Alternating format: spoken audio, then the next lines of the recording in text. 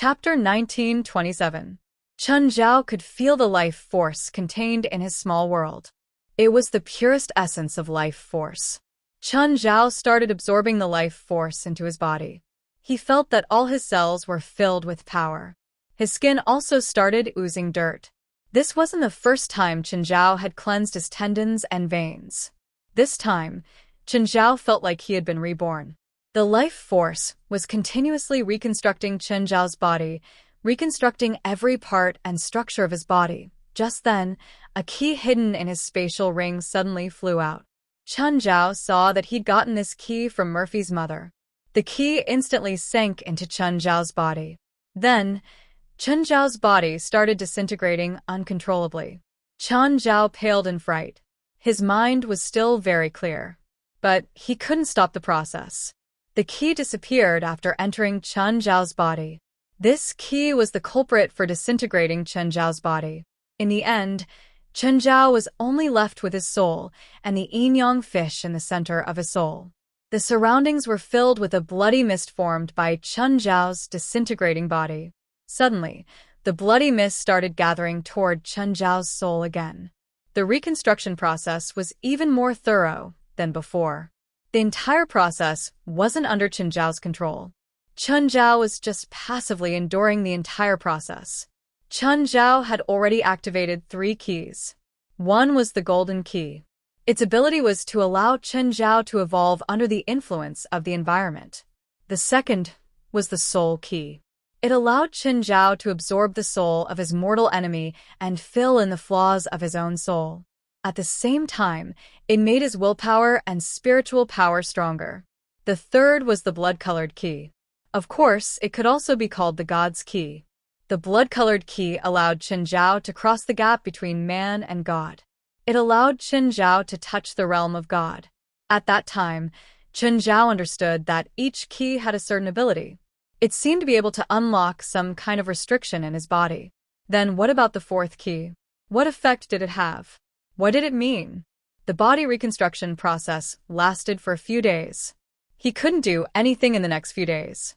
He couldn't understand the changes in his body. During this process, Chen Zhao's small world had gathered a large amount of life force. It poured endlessly into Chen Zhao's body. Chen Zhao's body was like a bottomless abyss, greedily devouring every drop of life force. When Chen Zhao's body was reconstructed, he could finally move. He wanted to know what had happened to his body. His speed and strength had all been greatly improved. However, he still didn't understand any substantial changes. What exactly had changed? Finally, Chen Zhao's body and even the small world were full of vitality. He could no longer fuse with any primordial stones. At this time, there was still less than half of the primordial chaos stone left, which was estimated to be about 400 to 500 tons. Chen Zhao was still confused. What had changed about him? Each key had a unique function. After activating the soul key, he didn't understand its effects for a long time. The blood-red key was also activated by accident. He really wanted to know what the function of the 4th key was. Chen Zhao kept trying to see what changes had happened to his body. However, apart from the increase in strength and speed, it seemed that the yin-yang fish had also grown a lot stronger. Chen Zhao calmed himself down and sat back down. The 4th key was activated when the body was reconstructed. This meant that the condition to activate the 4th key was that the body had to undergo a drastic change or mutation. The function of the 4th key was probably related to the body. Something that he didn't understand must have happened to his body. Was the increase in strength and speed related to the 4th key? It might be related to the 4th key. Or maybe it was because he'd absorbed the vitality in the primordial chaos stone. Chen Zhao had an idea. He put away the primordial chaos stone and its powder. After leaving the river map, he immediately called Zhang Tianyi. "Old Zhang, where are you now?" "I just left your house not long ago. I'm still in the car." "Where do you think I am?" "Come back for a while."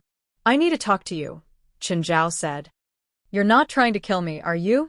Did I accidentally learn some of your secrets, and you want to kill me to silence me? Stop bullshitting." Chen Zhao was speechless at Zhang Tianyi's strange thinking. A while later, Zhang Tianyi and 23rd came back. "Why Zhang Tianyi asked. See if I've changed. Chen Zhao felt that he couldn't feel it because he'd been blinded by his own worldview. As bystanders, Zhang Tianyi and 23rd might be able to see the changes more clearly. Changes? Zhang Tianyi and 23rd studied Chen Zhao seriously. Zhang Tianyi poked Chen Zhao's chest and said in an unhappy tone, "You really have the primordial chaos stone. Your body has strengthened quite a bit." Chen Zhao pushed Zhang Tianyi's finger away. I'm not talking about that. Do you feel any other changes other than your body becoming stronger? Let me sense and we'll know. 23rd Gen cast a perception spell on Chen Zhao. But the next moment he frowned again. What's wrong? Perception failed. 23RD's face was full of confusion. Your body seems to be immune to my perception spell. My body is absolutely immune to low-level spells, Chen Zhao said. I'm not using a normal perception spell. I'm using God's vision, an advanced spell. With my power, the effect is 10 times stronger than a normal spiritualist's. Chen Zhao was slightly stunned. He looked at his body. His magic resistance had increased greatly too. In the past, Chen Zhao could only resist spells to a certain extent. Now he could resist most spells. Since even God's vision can't work on you, I can't do anything either. Chen Zhao looked at Zhang Tianyi. Zhang Tianyi shrugged. I have an idea. For example, give me a few drops of your blood. I'll go back and study it. Maybe I can understand your changes. Then forget it. The last thing a spiritualist wanted was to give a part of their body to someone else. Not even a few drops of blood. Many spells were released through blood. Even though Chen Zhao thought he was very powerful, he didn't dare to take this risk. Chen Zhao, where did your changes come from? Why do you feel like you've changed? Chapter 1928. Whatever, it's fine. Chen Zhao wouldn't tell them his secret. It seemed like he wouldn't be able to get an answer from them. He could only slowly explore it himself in the future. After chasing the two away, Chen Zhao started studying again. Unfortunately, he didn't have any clues. Chen Zhao's constitution had improved in all aspects, so he needed another round of adaptation. The improvement in his foundation also led to improvements in other aspects. Giant spirit transformation could replenish more spiritual qi. Moreover, Chen Zhao's clones had finally multiplied from 8 to 16. Avatar was a very special spell because each avatar possessed the full power of the main body. Thus, the stronger Chen Zhao was, the more celestial power he used. Even after learning the complete version of cloning, Chen Zhao had been maintaining 8 clones. Even though his power had increased by who knew how many times, the number of clones didn't increase much. Unless Chen Zhao's original strength was maintained and his celestial power doubled, he wouldn't be able to double the number of clones. After absorbing the life force from the primordial stone, Chen Zhao had improved in all aspects. Even his celestial power had increased greatly. Just then, Chen Zhao's phone rang. Chen Zhao glanced at the number. It was Klaus. Hi, Klaus. President. How are you guys in Africa? It's fun. We live by the river and can fish for crocodiles every day. You're definitely not calling me to report your work, right? Usually, it was West who reported to Chen Zhao. Klaus rarely contacted Chen Zhao. Do you remember that I told you last time that I have a normal girlfriend? Oh, I do. Teacher, right? Yes, Klaus answered. She just called me and asked if I had money. She wants to borrow money from you? Do you suspect that something's wrong with her? No. Before I got together with her, I already investigated her identity. She's just a normal girl. Then what do you mean? I suspect that she's in trouble, Klaus said. If it was just some money, Klaus didn't mind. After all, he had a lot of savings. Klaus was worried that his girlfriend was in trouble. Got it. Give me your girlfriend's information, Chen Zhao said. I'll help you take a look. Since the members of the association were out on missions, Chen Zhao naturally had to take care of their families. Chen Zhao called Portia over and told her to watch the baby. Chen Zhao, on the other hand, went straight to Klaus' girlfriend's place. Chen Zhao read a document as he drove. Nellie Winlancy, 29 years old, primary school teacher. Nellie Winlancy's house was in an ordinary neighborhood. Chen Zhao went to Nellie Winlancy's house and knocked. A while later, Nellie Wenlancy opened the door and looked at Chenjiao. "Hello, sir. What can I do for you?" "Hello, I'm a friend of Klaus. He said that you might have some trouble, so I came to see if I can help." "Ah? Did Klaus summon you?" Come in and sit." Nellie Wenlancy looked at Chenjiao in surprise. "Klaus is in Africa right now. He can't come back for now, so he asked me to come. May I ask if you're in trouble?" Nellie Wenlancy's expression was troubled. Her eyes darted around for a moment before she said, "I owe some money." Chenjiao pushed a check in front of Nellie Wenlancy. Nellie Wenlancy was shocked when she saw the number on the check. The money she borrowed from Klaus was 10,000, but the check Chenjiao pushed over was 1 million. "No, it's not that much money." Nellie Wenlancy waved her hands in fear. "It's okay. This money is Klaus's," Chenjiao said. "If you get married in the future, his money will be yours too. We haven't decided yet. Ms. Nellie, can you tell me how you use the money?" Chenjiao asked. "I bought a fund, and then I got cheated."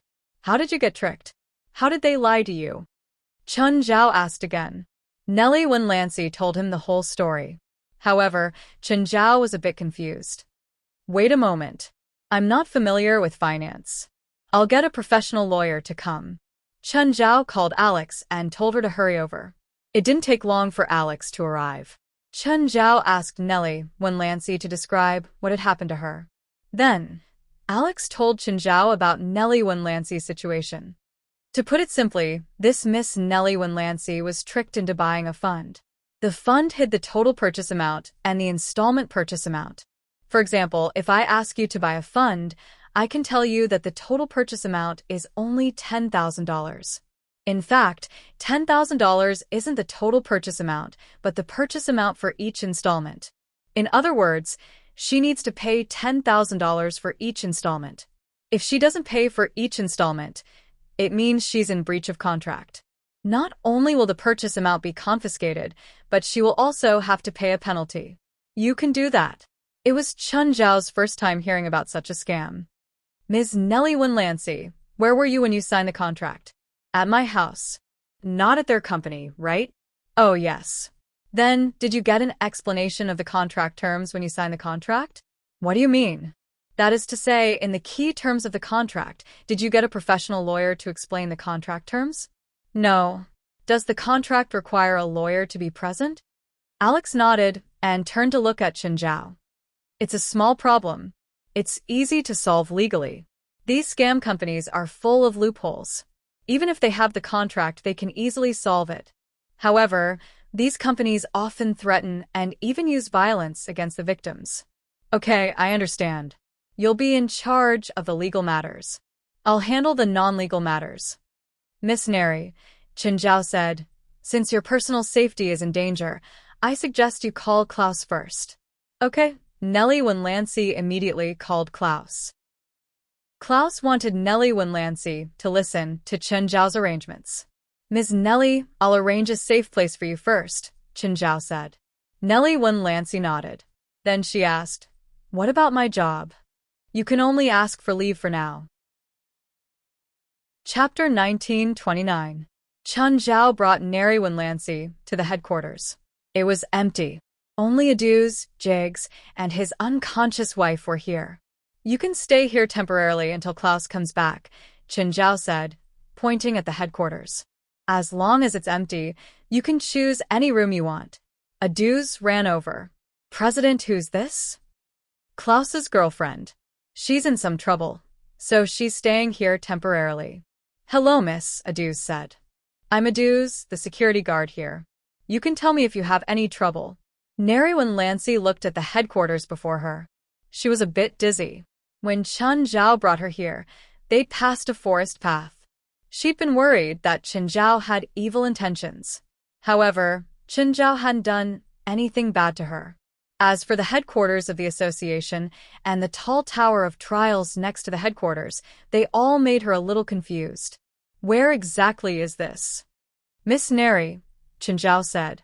"I don't plan on restricting your freedom of movement, but if you want to go out, you better inform me. After all, I promised Klaus to take good care of you." "Thank you." "Then I'll leave first." Aduce, help Miss Neri choose a room. Okay, Miss Neri. Please come in. Neri Lancey followed Aduce into the headquarters. When Neri Lancey walked into a room, she suddenly saw what was inside through the half-closed door. A man stood in front of a huge container, and inside the container was a naked woman. Ah! Neri Lancey screamed in fright. Aduce was also shocked. What's wrong? Inside. Who are you? What are you doing to me?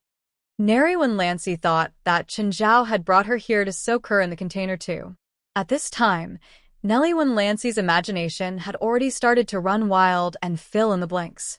Just then, Jiggs opened the door and walked out. Mr. Aduce, who's this lady? She's a family member of one of our members, Aduce said. She might have misunderstood something. Jiggs looked at Nellie Lancey. Miss, did you see my wife in the healing container and think we're performing some evil ritual? Isn't it? Nellie Lancey leaned against the wall and stared at Jiggs and Aduce in fear. No, the one inside is my wife. She was injured and is receiving treatment in that container. Nellie Lancey looked at Aduce and Jiggs with a skeptical gaze. After a moment of hesitation, she plucked up her courage and looked into the room again. At the same time, she also saw some instruments beside the container. One of the screens looked like a heart rate monitor. What happened to her? Jiggs did not want to talk about that nightmarish night. Don't ask. It's not a happy memory for Jiggs. Aduce said, there are empty rooms in the past. You can stay in whichever room you want. Nellie Lancey chose a room next to Jiggs, and then Aduce left. Nellie Lancey realized that Aduce indeed had no intention of restricting her movements. He did not even take away her phone. After some thought, Nellie Lancey decided to call Klaus. This place gave her a strange feeling. She could not tell what exactly was strange. Anyway, Nellie Lancey just felt strange. Klaus, can you tell me what you do? Your friend, Mr. Chen, brought me to a place called the headquarters. Klaus was silent for a moment before saying, all my secrets are there. You can learn as much as you can. If you know enough, Aduce will tell you about me and the secrets there. I can only tell you that my friend and I aren't bad people. At least, we won't hurt you. If you don't want to stay there, or if you don't want to accept me keeping my secrets, then leave. But before I come back, please accept my protection. Klaus's tone remained calm and unperturbed. Klaus had already considered this when he asked Chen Zhao to do this. Okay, I understand. Nellie Lancey already understood what Klaus meant. There were some secrets hidden here. It was related to Klaus and the other people here. Klaus would not stop her from exploring this place. Nellie Lancey first went to Jiggs and Mayev's room. Nellie Lancey knocked on the door. Hello, can I come in? Jiggs turned to look at Nellie Lancey. Hello, please come in. When Nellie Lancey entered the room, the first thing she did was to observe Mayev in the container. Mr. Jiggs, your wife. Are you sure she's fine soaking like this? Jiggs's eyes were lifeless, but his tone was still firm. If you knew about Mayev's previous injuries, you wouldn't have such a question. Even now, there were still many marks on Mayev's body. Why didn't you send her to the hospital? The hospital can't save her. Are you sure it's okay here? I'm sure. Jiggs nodded calmly. It wasn't a pleasant memory. He was even more unwilling to share that night with others. It's dinner time, Jiggs said. Let's go to the restaurant. Is there food here? Everything is provided here. Jiggs smiled faintly. This is their company's headquarters. It's a combination of office and living. When they reached the restaurant, Jiggs said, it's a buffet. Help yourself. So much food? Just the two of us? Aduce eats here too. That's only 3. The food here can feed at least 100 people, right? They're used to it. Oh, right. There's a chef here. They definitely want to eat too. Jiggs was used to this place and knew all the secrets hidden here. In fact, the food was also provided to the people in the dungeon. The food here was good. Nellie Lancey had a good dinner. I feel like the chef here is better than those big restaurants. Of course the chef here is good. Jiggs smiled. The chef here was an old ghost. Before he died, He'd once been a chef at the White House State Banquet. Jiggs only learned about it later. Just then, Aduz pushed a dining cart over. Nellie Winlancy saw that Aduz had brought a lot of food. He seemed to be sending it somewhere. Is there anyone else here other than us? I don't know, Jiggs replied calmly. Chapter 1930. Chun. I heard from Jerlin that you put sand in our dinner when you went to the kitchen. She must have seen wrongly. Chun Zhao glanced at Jerlin. Right, darling? Fei Lai rolled her eyes at Chun Zhao and knocked his head. It's fine if you threaten others outside, but you're actually threatening your own daughter at home. I was just wondering why I kept feeling disgusted during dinner. Chun Zhao frowned. Chun Zhao placed a primordial stone on the table. This is what I put in. It tastes bad, but it's full of vitality. It's good for the body. No matter how good it is, it's useless if it can't be digested. I don't want to eat sand for every meal, Fei Lai said in disgust. Fei Lai said with a look of disgust, don't put this in our food again. Chun Zhao also didn't think that it was a good idea. If he ate too much, his whole family would get stones. That would be hilarious. Forget it. Let's wait until we find a suitable way to eat it. Chun Zhao didn't force it. Since his family didn't like it, he'd let it go. I'm going out for a while. Business. Yes. Kao's girlfriend was tricked by a group of scammers. I need to deal with it. Alex had already found out who was behind the swindlers. The scammers first used fraud to make the victims lose money. If the victims reacted and called the police, they would harass and threaten them with methods that surpass scammers. They would even use violent methods to hurt the victims or their relatives. It was an extremely evil criminal group. Chun Zhao obtained more information from David. The criminal group had already been blacklisted by the police. It was a key target. However, none of the victims in the past were willing to testify. Therefore, the criminal group had been able to get away with it. Hello, Mr. Chen. I'm Otis. Chun Zhao sat before Otis and shook his hand. Hello. How much do you know about the fund our company launched? I want to know. Can your fund really reach 10% annual profit? Of course. I can promise you that our company has many clients who have worked with us for more than 5 years. Those big clients have never backed out. Okay, I want to buy 2 million, Chun Zhao said. All right, no problem. Otis did not show it on the surface, but he was overjoyed. This was a big fish. The moment he opened his mouth, he wanted to buy 2 million USD. And the rarest thing was that this person was an Asian. Even after the incident, a little intimidation would be enough to make him not dare to speak out. Mr. Chun, this is the contract. Please take a look. Otis took out the contract he had prepared. He wasn't afraid that Chun Zhao would see through the contract. Most of the words used in the contract were actually quite convoluted. If one was not a law professional, it would be very difficult to get around it. Not to mention this kind of contract with obvious traps. Even if it was a conventional contract, it would be written in terms that were hard to understand at first glance. Chun Zhao looked at the contract. Why is the purchase amount blank? Mr. Chun, this is because you didn't tell me how much you want to buy, so the purchase amount is temporarily empty. After you sign the contract, we will fill in the purchase amount. Then how can I be sure that you won't write down a random number? Mr. Chun, we're a big company. We won't fill in a random number. I see. Okay then. Chun Zhao signed his name and pressed his fingerprint on it. After confirming Chun Zhao's signature, Otis' smile grew wider. Thank you, Mr. Chun. I believe that we will have a pleasant cooperation. Mr. Chun, how do you plan on paying this money? This is the check. Chun Zhao pushed the check to Otis. When Otis saw the check, his face was full of smiles. But when he saw the name on the back, his expression froze again. Why is it a registered check? Isn't that obvious? Smiling, Chun Zhao looked at Otis. If it's an anonymous check, I won't be able to get anything. Does Mr. Otis think that there's something wrong with my check? No, nothing. Otis still didn't change his expression. Okay, since we're done with the contract, I'll leave first. Goodbye. Goodbye. Just as Chun Zhao was about to leave, he stopped and turned back to look at Otis. Mr. Chun, is there anything else? I suddenly remembered that you haven't given me the copy of the contract. I almost forgot. Please wait. Otis gave Chen Zhao a copy of the contract. Otis didn't care what Chen Zhao would do after getting the copy.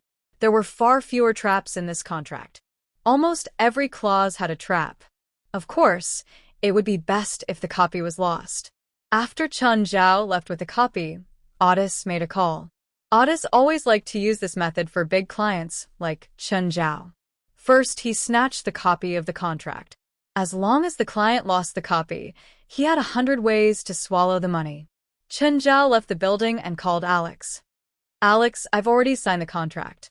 Are you sure that I won't lose the money? Of course. I can guarantee that not only will it not be lost, but I'll also make these scammers pay me until they go bankrupt. Okay, then I'll wait for your good news. Oh, right.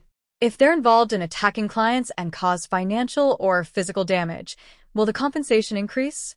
Sure, but you better provide a diagnosis report. I don't have a diagnosis report, but my sports car will be damaged in the attack. That's fine too, Alex replied. You recorded your conversation just now, right? Yes, it's all recorded. Then it's even better. Chen Zhao drove his sports car past an intersection. Just then, a large truck ran a red light and crashed toward Chen Zhao's car. Chen Zhao glanced at the truck. He didn't try to dodge and just let it hit him. Boom. Chen Zhao's car was sent flying. The truck driver planned to escape. However, Chen Zhao burst the truck's tires and it flipped over at the intersection. Chen Zhao alighted from the now useless sports car. Seeing that the truck driver was unconscious, he took out his phone. Hey, David, I'm in trouble. Chapter 1931. David had brought people over. The first thing they saw was the tragic scene of the car accident. However, when David saw that Chen Zhao was unharmed and that Chen Zhao was carrying a wounded person, he heaved a sigh of relief. Looking at Chen Zhao's annoying face, David went up and punched Chen Zhao. Tell me, what's going on? First of all, one of my friend's family members was cheated by a financial fraud company, and then I was also cheated, and I was cheated up to $2 million. After that group of people cheated me of $2 million, they planned to kill me. I think you can dig out some useful confessions from them. David stared at Chen Zhao. Were you really tricked? David knew Chen Zhao very well. Chen Zhao would never buy financial products.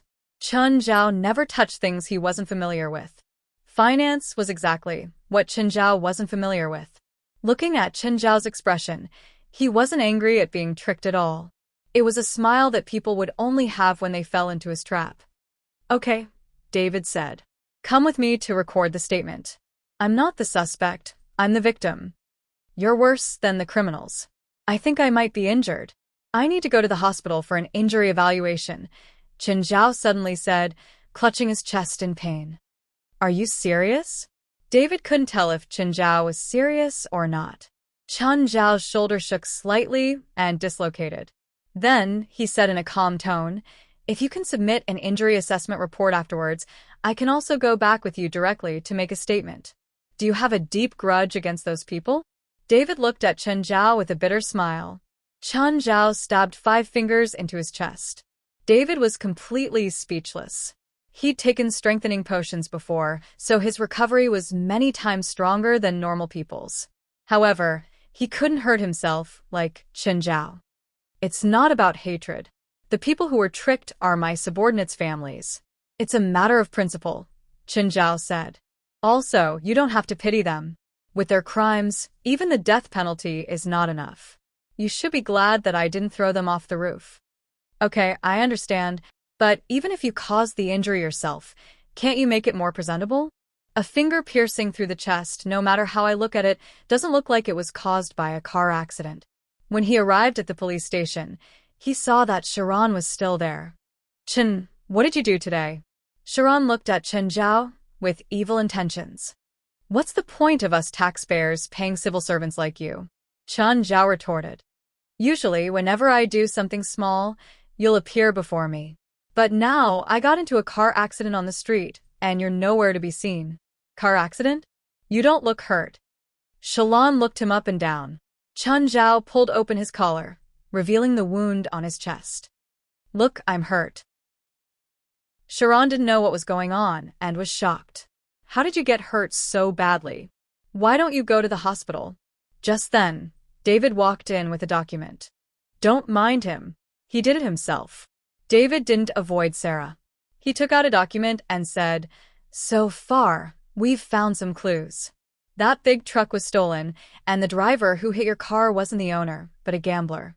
In addition, the company you mentioned can be said to be guilty of many crimes. As long as the gambler is willing to talk, it'll be easy to get someone from that company." The driver isn't willing to talk? That's a bit troublesome. Let me talk to the gambler. You can't use violence against him, David said. Don't worry, I know what I'm doing. At least, I won't use violence in the police station. Chun Zhao entered the interrogation room where the driver was. After only 3 minutes, Chun Zhao came out. The driver was a gangster and a gambler. But he was still a normal person. The person he was facing was a spiritualist and a rich one at that. Unless he had 10 times the willpower of a normal person, he wouldn't be able to do anything. Otherwise, it wouldn't be difficult for a spiritualist to make a normal person talk. Intimidation, threats, direct shock, or even magic could easily destroy a normal person's mind. All of them could easily destroy a normal person's mind. Okay, he's willing to talk. David knew that Chen Zhao must have used some unusual methods. So, he didn't ask about the entire process. After entering the interrogation room, David didn't waste too much time either. He'd never interrogated a suspect so smoothly before. The entire process was too easy. The suspect answered all his questions. When he came out, Chun Zhao was sitting at the desk in the police station, chatting with a few police officers. He even proudly showed off his injuries. David was even more speechless. He went up and patted Chun Zhao's shoulder heavily. David, be gentle. I'm hurt. The guy already told us everything. Okay, then let's arrest him. Also, my lawyer is almost here. What? You called the lawyer again? There were all kinds of enemies in the world. Police and lawyers were undoubtedly enemies too. Lawyers were the last people the police wanted to deal with. I can't help it. I'm not good at this. It's not your first time either. What I'm good at is letting the professionals handle it. David could only go and arrest them. This time, the evidence was solid, so he didn't have to worry. Moreover, these people were guilty of the most heinous crimes. The police had been meticulously collecting evidence of their crimes. Now that the opportunity was delivered to them, the police had no reason to reject it. Alex came with a group of bandit lawyers. There was a professional term in the legal world, bandit lawyer. It referred to lawyers who liked to exaggerate cases, increase compensation, and increase the number of crimes. This type of lawyer was the bandit lawyer. For example, the Chinese man who'd been dragged off a United Airlines flight 2 years ago had received tens of millions of dollars in compensation and hired a bandit lawyer. Because of that incident, many Chinese people became loyal customers of United Airlines. Even Chun Zhao had gone to apply for a VIP account.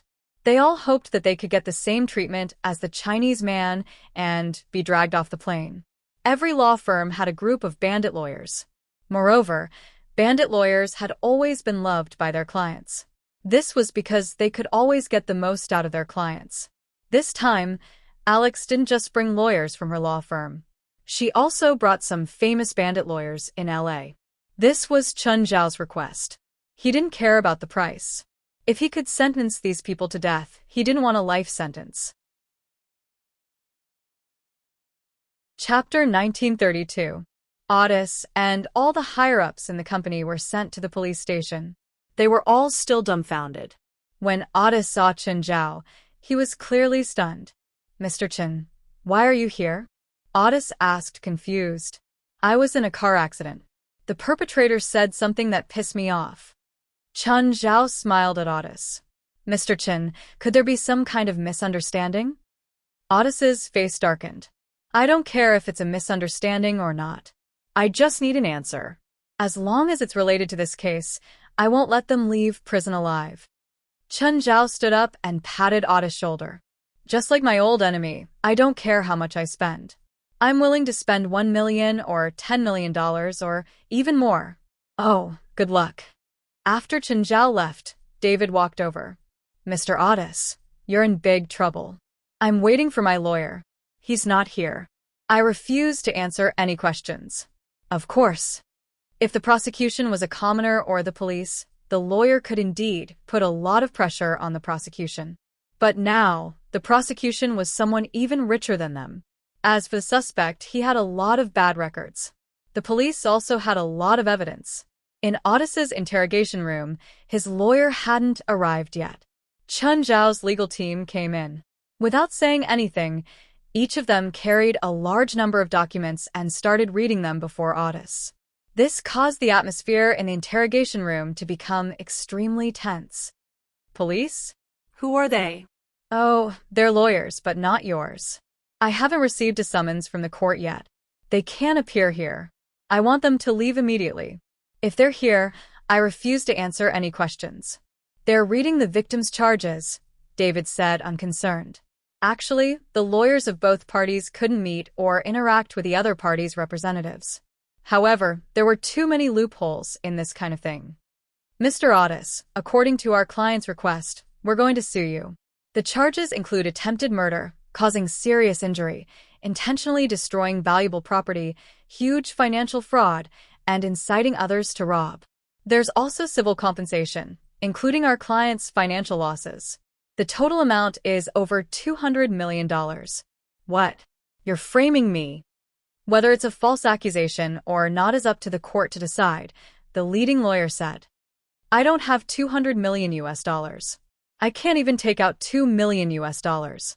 Otis was not the leader of the scam, but one of the higher-ups.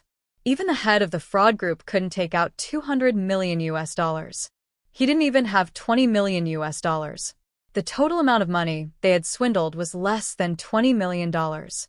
That's your problem, but we can guarantee that the compensation will be decided. All of your assets will be used as compensation. Even after you get out of prison, you'll have nothing. You can't do this. Police, they're threatening us. Otis panicked. The police will also file a criminal complaint against you. You will be sent to court for second-degree murder, endangering public safety, threatening, and intentional injury, David said indifferently. At this moment, the appointed lawyer arrived at the scene. This lawyer was not Otis's personal lawyer, but a lawyer specially assigned to him by the police. Most of the time, this kind of lawyer was just going through the motions. After seeing the group of people in the room, he understood the situation. This lawyer had already given up on Otis in his heart. For a case like this with concrete evidence, all he could do was follow the procedure. If Otis needed it, he could ask the judge for leniency. That was pretty much all he could do. Of course, considering that it wasn't just the police who filed the lawsuit, it also involved a super tycoon. Then the pleading step could be skipped. With all these crimes added up, even if Otis could get out of prison, it would be 30 years of loss. This lawyer admired Otis. He even scammed a super tycoon. From all the signs, it was obvious that this super tycoon was purposely messing with him. Just the cost of a team of bandit lawyers in the interrogation room was very high. These bandit lawyers were not comparable to a lawyer like him who specialized in public security, procuratorial, and judicial work. Their efficiency and professionalism, as well as their fees, were all 10 times or even tens of times more than a normal lawyer. Of course, as long as they could control the case, the profits would also be high. Since everyone is here, let's start the interrogation, David said expressionlessly. I want them to leave, Otis said as he pointed at the bandit lawyers. The appointed lawyer was in a difficult position. He didn't want to go against these bandit lawyers. The name of the bandit lawyers was notorious in the industry. Of course, compared to their notorious reputation, they were much more professional than their peers. Mr. Otis, are you sure you want to expel us from here? If you insist, I can guarantee that you will never be able to leave prison, the leading lawyer said. You're threatening. You all saw it, you all saw it, Otis yelled agitatedly. The appointed lawyer sighed and said, Mr. Otis, please calm down. The current situation is very disadvantageous to you. I think you should cooperate with them and not fight them. That won't do you any good. What do you mean? Are you my lawyer or not? If you're not satisfied with my work, you can ask for a new lawyer, but it doesn't matter who comes. The plaintiff has already submitted a financial loss report and injury report to the court. The financial loss is more than 200 million US dollars, and that injury report can add at least 3 years to your sentence. At this moment, Audis realized that the entire world was standing against him. Even his lawyer was the same. He had no intention of helping him at all. If I cooperate, what can I get? At least you won't die in prison, the leading lawyer said. Cough, cough. David coughed. Chun Zhao's legal team was too explicit with their words. From what I know, the plaintiff's assets are more than $10 billion, David said. I think you should cooperate. Chapter 1933. Chun Zhao had already gone home. There was basically nothing for him to do here. Anyway, Chun Zhao would let Alex handle everything. Chun Zhao's request was for every main member of the scam to go to jail for 20 to 30 years. He would also squeeze all of their assets dry. Everyone said that evil people would be tortured by evil people. Chun Zhao didn't mind being that evil person. The next day, Chun Zhao received a call from Audis. Audis wanted to talk to him. After one night, Audis probably understood something. Would a super rich person buy a $2 million fund? It was obviously impossible. Chun Zhao was clearly coming for them. The more Audis thought about it, the more afraid he became. Audis was going to be transferred to the prison in his district today. So, he wanted to meet Chun Zhao now. He wanted to find out more or make some deals. When Chun Zhao saw Audis, he no longer had any shrewdness. He looked at Chun Zhao with haggard eyes. Mr. Chun, I want to know if we've offended you in any way. Chun Zhao smiled. My subordinate's family bought a fund from you. Unfortunately, my subordinate isn't in so I have to take care of this. Audis was helpless. Who's your subordinate's family? I can refund him the money. It's too late. When I got involved, I didn't plan on resolving this peacefully. Smiling, Chun Zhao looked at Audis. You and your accomplices must go to jail. Chun Zhao was confident, but he wouldn't tell Audis who Neri Wenlancy was. Audis' face darkened. Gritting his teeth, he said, Mr. Chun, do you have to make it so ugly? Are you threatening me that you have the power of the underworld? If it's violence, that's what I'm best at. Trust me, you have no chance of winning. Mr. Chun, you have family, right? Chun Zhao looked at Audis. Do you? Audis didn't speak. Clearly, he realized that he'd said something stupid. Okay, cooperate with the police. If you can get away with it within the scope of the rules, then I have nothing to say. But if you think that violence can solve the problem, I don't mind competing with you in violence. Chun Zhao stood up. If you think threatening me with my family works, then I can have my family follow 10 or 20 bodyguards. But what about your family? Do you have that much money? Audis' face paled. He realized that he really couldn't do anything to Chun Zhao. Nellie Wenlancy stretched her body. The conditions here were indeed very good. Not only was the food and accommodation good, but the environment was also quite good. Nellie Wenlancy walked around the place yesterday. She was a little confused about what this place was for. There was some equipment here, and it looked like a research facility. There were also warehouses and workshops. Nellie Wenlancy got up to wash up and change. At this time, the sound of a car came from outside the window. The sound of Chun Zhao's sports car was quite loud. Nellie Wenlancy went downstairs to welcome him. Hello, Miss Neri. Mr. Chun, you can call me Wenlancy. Okay, you can call me Chun too, or you can call me President like Klaus does, Chun Zhao said. President? Then what exactly is this place for? You can ask Klaus if you have any questions, Chun Zhao said. You just need to know that Klaus and I aren't doing anything illegal. If it's not illegal, why do you have to be so mysterious? Klaus will have to explain that to you too. Chun Zhao entered the headquarters and Nellie Wenlancy followed behind. Chun Zhao went to Jig's room. Jiggs had been sharing a room with Maev. It was convenient to take care of her. When Chun Zhao knocked on Jig's room, Jiggs had just woken up. Mr. Chun. Yes. Maev needs to change her water. Also, I need to give her a checkup. Okay. Chun Zhao and Jiggs started operating the equipment. In the past few days, Jiggs had gradually familiarized himself with how to use the equipment. Do you need my help? Nellie One Lancy asked. No, just the two of us are enough. After the equipment was turned off, Chun Zhao and Jigs lifted Mayev out of the container. Nellie One Lancy watched from the side. Mr. Chun, are you a doctor? Yes, but I don't have a license, Chun Zhao said. Mr. Chun, Mayev opened her eyes yesterday, Jigs said. Did you talk to her? I'm not sure if she's awake. Her injuries are basically out of danger now. You don't have to soak her in the container anymore.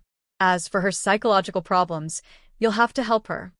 During this period of time, Jigs had personally witnessed Mayev's unrecognizable body gradually recovering from its previous state. Some obvious injuries were also recovering during the soaking. Therefore, he had absolute trust in Chun Zhao now. After checking Mayev's injuries, Chun Zhao met Jigs' gaze. After a moment of silence, he said, she should have woken up a few days ago, but she doesn't want to talk. Or rather, she doesn't want to face reality. Then what about now? Chun Zhao nodded. Mayev was actually awake right now. Jigs couldn't control his emotions anymore. He knelt by the window. Mayev, I'm sorry. It's all my fault. It's all because of my uselessness. Let's go out first. You guys talk. After Chun Zhao and Nellie One Lancy walked out of the room, they could hear people talking inside. A moment later, Jigs hurriedly ran to Chun Zhao and Nellie One Lancy. Miss Neri, can I borrow a set of your women's clothes? Huh? Of course. A while later, Jigs helped Mayev to Chun Zhao. Mayev's injuries were 80% healed. The only problems now were the scars on her skin and her psychological trauma. Mayev's face was pale. After all, she'd been soaking in the water for almost 20 days. Her limbs were also very weak. Actually, she'd woken up earlier than Chun Zhao had expected. Mr. Chun, thank you for saving me that night. Mayev's voice was weak. I'm sorry that I couldn't get there earlier that day. No, it's not your fault. No one could have predicted that. It's my fault. I couldn't protect Mayev well. Mayev, I can call you that, right? Of course. Mayev nodded slightly. As an outsider, I still hope that you can let go of the past. Jigs has been watching over you, without rest. It's not a beautiful memory, but it's not enough for you to ruin your life. Chapter 1934. Chun Zhao wasn't someone who knew how to comfort others. He only felt sympathy for Mayev. He didn't have much personal feelings for her. That was all he could say. Plus, he wasn't that familiar with Mayev. Hearing Chun Zhao's words, Mayev nodded slightly. Nellie One Lancy didn't know what exactly had happened. But looking at Mayev's injuries, she could more or less understand how hurt she was. Jigs, I'll prescribe some medicine for Mayev. Some for oral use, and some for external application. You'll be in charge of applying the medicine on Mayev. Also, if there are any changes in Mayev's condition, you can call me. Okay, got it. If there's nothing else, I'll be leaving, Chun Zhao said. Miss Neri, Mayev has just recovered. Can you accompany Mayev for a while? Sure, no problem. Oh, right. Ms. One Lancy, your problem has been solved. Those people will go to jail soon. You should get your money back soon. Nellie One Lancy was surprised that Chun Zhao had solved the problems so quickly. Nellie One Lancy could tell that they weren't bad people. Aduz helped Mayev find a wheelchair. Nellie One Lancy pushed Mayev for a walk beside the man-made lake. The scenery here is really good, but the weather these 2 days is a bit bad, Nellie One Lancy said regretfully. If the weather's good, it'll be even more beautiful. There's never a good day here, Mayev said. Mayev, let bygones be bygones. Nellie One Lancy thought that Mayev was hinting at her feelings. I'm serious. The weather here has always been like this. Haven't you always been? I've been awake for more than 10 days. Every day, Jigs opens the curtains and windows to let in fresh air. It hasn't rained in the past 10 days, right? I don't remember having more than 10 consecutive cloudy days. That's the only cloudy days I'm talking about. Nellie One Lancy looked up and realized that the dark clouds in the sky were indeed only covering the nearby area. They didn't cover a large area. Weird, Nellie One Lancy murmured in confusion. What's this phenomenon? It's not natural. Then what? If I said it was controlled, would you believe me? Miss Mayev. Nellie Lancey wondered if Mayev was mentally unstable. Otherwise, why would he say such illogical words? Do you think I'm insane? No. Nellie Lancey quickly denied. It's natural for you to think that way. Normal people wouldn't take my words seriously. Nellie Lancey looked at Mayev in confusion. Mayev's words weren't messy, but rather clear. Although I've been unconscious all this time, I wasn't actually sleeping, Mayev said. Nellie Lancey was even more confused. Mayev's words always sounded mysterious. Not sleeping? What are we going to do then? I'm listening to all the sounds here. There are many secrets hidden here. I still don't understand. I didn't understand it at first, Mayev said. Mr. Chen said that there are many secrets here. Let's go back to the headquarters. The wind here is a little cold. Oh, okay. Back at the headquarters, Mayev suddenly said, there's an elevator over there.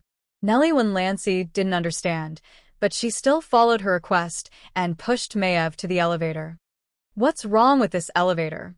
This is the elevator to the basement. Basement? Yes. Curious, Nellie Lancey pushed Mayev into the elevator. And then, lower 3 floors. When they reached the 3rd floor, the elevator door opened. Nellie Lancey realized that there were people down there. There were many glass houses here too. A dozen of them had people locked inside. Nellie Lancey was shocked. What's going on? Who are they? Prisoners. Mr. Chen's prisoners. Nellie Lancey gulped. Would she encounter any danger after entering this place? If Chun Zhao knew that she was here, would he lock her up too? Or was it to silence them? Are you scared? Mayev asked softly. This is illegal detention, right? Nellie Lancey asked uncertainly. These people aren't under the protection of the law, Mayev said. Nellie Lancey pushed Mayev to a glass house and looked at the prisoner inside. The prisoner was an old man. He glanced at the 2 women outside and then calmly lay back on the bed to watch TV. The glass house wasn't bad. It wasn't big, only a dozen square meters, but there was an independent bathroom. There was also a single bed, a single sofa, a table, and a TV hanging on the wall. Nellie Lancey also realized that the book on the table had strange words on the cover. She actually couldn't recognize which country it was from. All the prisoners here were very calm. Some of them didn't even bother to look at the 2 women outside. Who are they? Nellie Lancey asked. When Nellie Lancey pushed Mayev past a room, she suddenly saw a man standing in the floor-to-ceiling window. The man's eyes were lifeless and had dark circles around them. He looked like he hadn't slept in decades, but he kept staring at Nellie Lancey and Mayev. Nellie Lancey was a bit dazed. She stared at the man inside. Nellie Lancey suddenly felt pain on the back of her hand. Mayev had pinched her hand. Don't stare at his eyes. Just then, a white-haired old man in the next room said, Are you new people? What happened to me? Nellie Lancey didn't understand. But she also felt that something was wrong. She'd actually stared at a strange man's eyes for so long. Off it, you're too meddlesome. I almost succeeded. The man who'd almost bewitched Nellie Lancey with his eyes said unhappily, Don't you want to escape? I'm different from you. We'll only be locked up here for 3 years. It's already been half a year. If you escape from here without permission, you'll have to face that man. Do you really think you can escape from here? I can't beat him, but as long as I leave this room, no one can stop me no matter where I go. Chapter 1935. Offit glanced at the 2 women outside the glass room. This isn't a place you should be. Offit was in a good mood. After all, she and her partner weren't sentenced to life imprisonment. Let's go, Neri. It's indeed dangerous here. Aren't they locked inside? Why is it dangerous? Even if they're locked inside, they're still dangerous. The glass could block most attacks. But these people weren't normal people. The consequences of underestimating them were severe. Even Mayev only understood a little. Mayev didn't know what situation she was in either. She could hear everyone's conversation in the entire headquarters. Of course, that included the people in the dungeon. It seemed that the barriers of the buildings and distance didn't work on her at all. But that was as far as she could go. She could hear them when she was unconscious. But at that time, she'd unconsciously accepted the sounds outside. It was also these sounds that had woken her up. After waking up, she was more subjective in her selection of sounds. She could control herself to only listen to a certain sound. As long as it was within a certain range, she could hear everything. She also found out from the conversation between the members of the supernatural organization. There was a spiritual world in this world that she didn't know or understand. She seemed to be a member of the spiritual world too. Of course, she'd also heard about Chenjiao. Whether it was the members of the organization or the people in the dungeon. When they talked about Chenjiao, there was only one topic. Scary. This was the topic she'd heard the most about Chenjiao. At the same time, she also knew that Chenjiao wasn't as kind as he seemed. Just then, the elevator door opened again. Aduz pushed the food cart in. When he saw Maiev and Neriwen Lancy, he only nodded. Aduz didn't say anything else regarding their appearance here. After all, Chenjiao had told him to let them go wherever they wanted. Mr. Aduz, hello. Neriwen Lancy was still a bit nervous. She knew nothing about this place or the people here. Hello, Aduz said. It's not very safe here, so it's best not to come down. Mr. Aduz, why are they locked here? As a normal woman, Neriwen Lancy still couldn't understand this. After all, whether it was from a moral or a legal perspective, this was not allowed. They did bad things. That's why they're locked up here. But can you detain people at will? Not necessarily. Only under certain circumstances. Aduz said calmly. They are all under certain circumstances. Aduz leisurely distributed lunch to everyone in the glass house. Then he walked up to Maiev. Lady Maiev, can you see them? Yes. Maiev knew what Erdos was talking about. Aduz had 2 wraiths with him, and they were talking to each other. Maiev wasn't surprised by this at all. Back upstairs, Neriwen Lancy asked impatiently. Maiev, Aduz asked you who you could see just now. That is the biggest secret here, and I happen to know it. Surface secret? You still don't understand? Understand what? Everyone here is not an ordinary person, Maiev said. Also, there are far more people here than you see. There are others who will make your hair stand on end. I still don't understand. Wraiths, just like what you think. There are a lot of wraiths wandering around here. Stop joking. Neriwen Lancy's expression was stiff. Maiev didn't sound like she was joking. That's what Aduz asked me just now. He asked me if I could see the wraiths wandering around him. Are you serious? Of course. Neriwen Lancy was skeptical about Maiev's words. After all, she couldn't accept it immediately without seeing it with her own eyes. Also, Maiev's emotions weren't stable. Neriwen Lancy couldn't be sure if Maiev was normal. Then why can you see him, but I can't? I heard people here say that the awakening of a witch is divided into life and death trials. I might have awakened because I passed one. What's a life and death trial? I'm not too sure about that. Everything I know is from the conversations of the people here. Maiev paused. But the first inhuman I saw wasn't the wraiths here. It was Mr. Chun. Mr. Chun? He's not human? Neriwen Lancy asked in surprise. He's human, but he's not an ordinary person. Maiev fell silent again. After a while, Maiev said again, a group of armed bandits broke into my house. Then Mr. Chin came and killed them all alone, saving my husband and I. I was heavily injured, but I could still hear the bandits' screams. But he's not a cop. When I was in danger, it wasn't the police who came to save me. So you're saying that there's some kind of unconventional organization here? More accurately, it's a paranormal organization. This place is called the Supernatural Organization, and Mr. Chun is the leader of the organization. But I still don't see him. Because you're an ordinary person, Maiev said. You said you're an awakened witch. So other than seeing wraiths, what else can you do? Me? What can I do? Maiev fell into deep thought. She didn't know any magic yet. But subconsciously, she believed that she was more than that.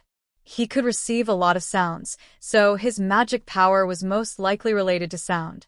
Maeve opened her mouth slightly. She realized that she could actually make super high-frequency sounds. Humans couldn't hear them at all. Maeve looked at the glass window in front of her. The high-frequency sounds shot toward the glass. Crack. The glass window shattered at the sound of the noise. Do you see that cracked window? That's what I did. You did? How did you do that? Nellie Winlancey still didn't want to believe it. After all, seeing was believing. Look carefully at the glass next to you. Maeve opened her mouth again. Maeve felt that her abilities weren't limited to this. So this time, Maeve raised her voice. Crack. A crack appeared on the second piece of glass as well. Moreover, the cracks on the glass window were very dense. Do you see it? Nellie Winlancey saw the crack with her own eyes. She couldn't help but rub her eyes. She still couldn't believe it. Chapter 1936. The glass, which hadn't cracked a moment ago, was now covered in cracks. But now, she had doubts again. Did Maeve really do this? Or was there a device on the glass? Nellie Winlancey looked at Maeve in confusion. Is this the magic you were talking about? It's different from what I imagined. In Nellie Winlancey's imagination, magic was the kind of dazzling and colorful things in movies and TV shows. She had to admit that Nellie Winlancey's thought was surprisingly similar to Chen Zhao's. But in reality, most magic wasn't colorful. It wasn't that it couldn't achieve the effect, but light and shadow also needed energy. This meant that the effect would weaken. So, unless it was necessary, there wouldn't be any beautiful effects. Most of the time, the so-called dazzling effects were produced by the construction of magic arrays. But Nellie Winlancey and Maeve didn't understand this. What a magical power. This is my first time using it. Maeve looked at her thin hands. Maeve tried a few more times, but it wasn't pure magic. But even so, Nellie Winlancey was already stunned by what she saw. She finally believed that there were things she didn't understand in this world. Are there really a lot of spirits around? Nellie Winlancey asked. Maeve nodded. A lot. Will they attack us? No, they're also members of the Supernatural Association, Maeve said. Their leader should be a spirit called Pamela. Nellie Winlancey still shuddered. So that's the secret Klaus was hiding. Klaus touched his nose and held the phone. Do you know? Yes, I know. On the other end, Nellie Winlancey said, I saw an unimaginable power. Who showed it to you? There shouldn't be anyone else in the headquarters apart from the president, right? Did he show it to you? No. Do you remember Maeve? Oh, the injured woman? Klaus was dazed. Is she awake now? Yes, I do. Nellie Winlancey heard some noise on the other end. Klaus, what are you doing? Roar. I'm saying I'm fighting. Do you believe me? Fighting? With whom? Not human, Klaus said. Then, am I disturbing you? It's okay. It's not time for us to appear yet. Klaus held the phone between his shoulders as he paid attention to the battlefield. Although the battlefield was constantly changing, Klaus and the people from the Supernatural Organization were at the back, so the battle at the front didn't affect them. Then you go ahead. Call me back when you're free. Nellie Winlancey did not dare to delay Klaus. All right, I'll call you later. Klaus hung up. What's wrong? Nami asked. It's nothing. Klaus shook his head and returned his attention to the battlefield. At this moment, the battlefield was shrouded in darkness. However, there was an instrument in front of them. The instrument had many red and white dots. There were fewer red dots, about 100 or so, while there were many white dots, reaching tens of thousands. Mr. West, when do we attack? Klaus asked. There's no rush. Even if we kill 100 normal spirit beasts, they won't be worth as much as one leader spirit beast. So, rather than wasting magic power on normal spirit beasts, we might as well choose the right time. The white dots on the instrument were spirit beasts, while the red dots were human spiritualists. However, human spiritualists were clearly stronger than spirit beasts, and the number of spirit beasts far exceeded the humans. It was hard to say who was stronger, because both sides were preserving their strength. As long as the spirit beasts were killed, they would turn into spirit light. More and more spirit light appeared in the air, almost lighting up the entire battlefield. At this moment, two gigantic spirit beasts appeared from the back of the battle line. The two huge spirit beasts were leader spirit beasts. They did not enter the battlefield directly. Instead, they opened their mouths and started to devour the spirit light released by their dead comrades. "They're here." Wes stared at the two leader spirit beasts. On the other side of the battlefield, the guardians and managers stood on high ground. They were also looking down at the battlefield. Sivir clenched her fists. Irene Horton sat lazily on the ground. "These invited spiritualists don't seem very strong," a girl in red said. The girl in red, Rose Twilight. She was a genius girl, known as the most outstanding genius of the new generation. She was even more outstanding than the Scarlet Church's 25th generation Blood Mary. She came from a famous magic family in Europe, the Twilight family. Since she was 8, she could already carry out difficult missions on her own. "The real experts haven't attacked yet," the man standing at the front said. The man standing at the head of the table said. He was the only manager recognized by the Nature Guardian, and he was also the one who could borrow the most draconic power. His name was Malin, and in ancient Greek, Malin meant Titan. And he indeed had the blood of a true Titan. It was precisely because of the Titan's bloodline that he was able to withstand such a huge amount of dragon power. And after his Titan power merged with the dragon power, he could almost reach 30% of a real dragon's power. "Experts? Really?" a white-bearded old man wearing thick reading glasses said.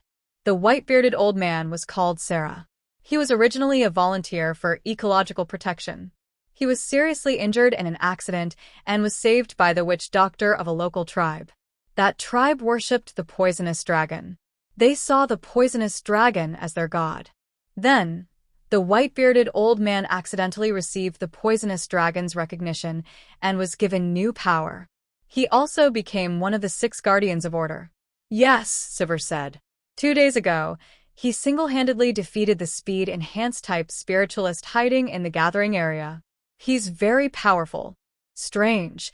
Why hasn't he done anything yet? Sivir was originally an ordinary witch. She was different from the others. She didn't have extraordinary knowledge, a strong family background, or outstanding talent. But she was the only one who accepted the Guardian's test and passed. So she also became one of the 6 Guardians of Order. Just then, the sky above the battlefield suddenly lit up. It was very, very bright, as if it was daytime. A girl floated in the air, with one hand raised high.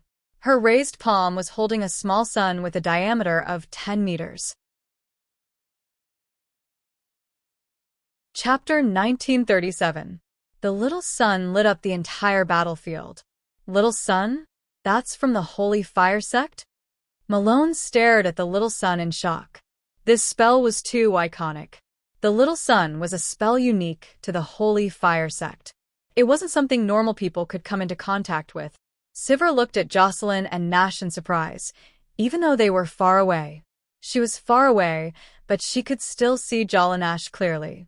She hadn't talked to Jolanash before. But she still remembered that Jolanash was from the Supernatural Organization. She came from North America. Magri Modrich was also on the battlefield. He looked up at the little sun in the sky. This spell was stolen from him by the Supernatural Organization. Therefore, when he saw this spell, his heart could be said to be filled with mixed feelings. Jolanash's spell was even more powerful than his.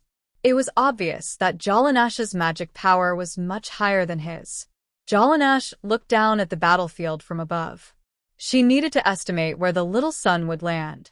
If she threw it at the center of the battlefield, she could achieve the greatest result. But at the same time, it would also affect their comrades. There was no such thing as sacrificing oneself for the greater good on the battlefield. No one wanted to sacrifice themselves here. So, if she threw the little sun down, she would basically offend half of the spiritual world. Jolanash didn't want to cause trouble for the Supernatural Organization. Not only did the people on the battlefield see the little sun in the sky, Two chief-level spirit beasts appeared at the edge of the battlefield. They also saw the little sun and Jalanash. One of the leader-level spirit beasts opened its mouth wide. It started charging, gathering the spiritual light it had just absorbed in its mouth. This move was very similar to Chen Zhao's holy light cannon. But the chief-level spirit beast took a longer time to charge. Of course, it was more powerful too. Chen Zhao's holy light cannon could be fired at any time. But the power was limited, and the range was only a few dozen meters. But the chief-level spirit beast had already started charging from 2,000 to 3,000 meters away. "Oh no," Sivir said anxiously. "That girl released such a large-scale spell in the air. She's an open target." They were 2 to 3 kilometers away from the center of the battlefield. They couldn't save her in time, even if they wanted to. She must have never fought against spirit beasts before, so she doesn't understand their characteristics and abilities. Malone said, "What a pity. If she hadn't been so reckless, she would have become an outstanding warrior." Jocelyn and Nash also realized that they were being targeted. However, she was not anxious about this, because her companion was nearby. At that moment, Wes said to Helis, "Helis, go protect Jalanash." "No problem." Helith leaped up. There was a black cloud under her feet. This black cloud was the aura of death. This was a new method that Helis had come up with after returning from Norway. Just like the immortals of China, they stepped on the clouds and chased after the stars and the moon. She also became another member of the association who could fly after Gaia, Norma, Jolene, and Nash. Helis came to Jalanash's side. Jalanash was still forming a small sun. However, it was not strenuous for her. Under the influence of the fire dragon's calamity, Little Sun's consumption of magic power was halved and its power doubled. Fire Dragon Calamity was created from the heart of a fire dragon. Its amplification of fire-type magic reached a shocking level. Helis, the black cloud under your feet is really interesting. Just then, the distant leader-level spirit beast fired its mouth cannon. A beam of white light broke through the night sky and headed straight for Jalanash. "It's over." Malone shook his head. That girl might be able to block that attack in her normal state, but in her current state, she probably won't be able to escape. The others around Malone had the same expression on their faces. Of course, they hoped to have more powerful helpers. The stronger the better. However, they hadn't expected something like this to happen. Just then, a black cloud enveloped Jalanash. Apart from the small sun's light that could still penetrate the black cloud, she couldn't see anything else. The strong beam of light shot into the black cloud and disappeared without a trace. It didn't penetrate the black cloud, nor did it cause an explosion. It was as if nothing had happened. Helis' aura of death had the ability to absorb energy. Of course, the aura of death had a limit. If it exceeded the limit, the aura of death would directly dissipate. However, there was no need to worry about this battle. The two leader-level spirit beasts weren't that powerful. Just then, the black cloud suddenly spread out. The small sun didn't shrink. Instead, it grew larger. Malone and the others were all shocked. Necromancer? One had to say that this battle was full of surprises. And the surprises came one after another. Sivir's expression was one of shock. She had originally thought that the supernatural organization from North America only had an elite, no matter how powerful they were. In such a large area, 1 or 2 experts wasn't enough to shock her. But then, Jalanash and Helis' appearance shocked her once again. At the same time, Jalanash finally finished preparing her spell. The small sun shone brightly, like a real sun. It fell like a mountain. However, the small sun didn't fall vertically. Instead, it pointed diagonally at the 2 leader-level spirit beasts. The spirit beasts on the battlefield could feel the sun's light. Their strength was suppressed by at least 20%. Even though it didn't hit directly, just the light alone was enough to change the tide of the battle. Rumble. The small sun finally fell to the ground. In that instant, the earth shook. Destructive shockwaves swept in all directions. Magri Modric's expression completely froze. This spell was passed down from his hands. But why was it in Jallanash's hands that it displayed miraculous power? At the place where the little sun had landed, everything within a radius of 1,000 meters was obliterated. Everyone stopped what they were doing, even those who were fighting. The destructive power scared everyone, including Jallanash. Helis looked at Jallanash. Your spell is so destructive? Even if Helis' death spell was 100 times stronger, it couldn't reach Jallanash's level. It's not my power. Jallanash shook her head. It's the power of the fire dragon disaster. The fire dragon disaster contains a huge amount of fire elements. As my spell is released, it attaches to it. It will take at least 3 days for me to unleash such destructive power again. Chapter 1938. Jallanash landed on the ground. West walked up and asked, "Did you kill it?" "1 dead and 1 injured," Jallanash said. Helios is dealing with the aftermath. Not long after, Helios returned in less than 10 minutes. "How was it?" "Done," Helios said calmly. "It's just a small fry, and it was heavily injured by Jallanash. If I can't deal with it, it'll be too embarrassing." As for the others, they went to participate in killing the spirit beasts. After losing their leader, the spirit beasts started retreating one after another. It seemed like other than the 2 leader spirit beasts, they had other commanders. The retreating spirit beasts were no longer a threat. Some of the weaker spirit controllers could now slaughter the spirit beasts without any worries. The supernatural organization had killed the 2 spirit beasts themselves, so they definitely had the most achievements. However, killing some small fries would also allow the association members to vent their anger. At this moment, Magri Modric arrived at the area where the association members were fighting. He was worried about being misunderstood, so when he got close, he deactivated the protective spell. After all, they were on the battlefield, and the situation was very chaotic. Many times, because of nervousness, they might hurt their own people. Therefore, every organization and force basically had their own territory. No one interfered with each other in case they were misunderstood. If they wanted to get close to someone else's territory, the first thing they had to do was remove their own defensive spell to show their sincerity. Magari Modric came to the area around the members and slowed down. "Mr. West, hello." "Hello, Mr. Magari. This is a battlefield. It's not a good habit to run around." Magari Modric's gaze searched around and finally landed on Jallanash. "Hello, Miss Jallanash. What is it?" Jallanash wasn't very willing to talk to Magari Modric. Magari Modric wasn't weak at all, but Jallanash just couldn't stand Magari Modric. Last time, Magari Modric had brought people to cause trouble for them. If they hadn't agreed to let them go, everyone, including Magari Modric, wouldn't be alive now. "Miss Jallanash, was the spell you just used really little sun?" To be honest, the power of that little sun was beyond imagination. Magari Modric felt that Jallanash must have found a trick. That was why he decided to come over and learn from Jallanash to see if he could get any tips. Everyone immediately understood Magari Modric's intentions. "You don't have to think about it. That's the amplification effect of a magic tool."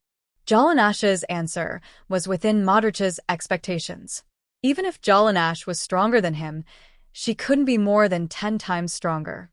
Therefore, it was acceptable if it was enhanced by magic tools. But even so, Magari Modric still felt that this group of people really shouldn't be offended.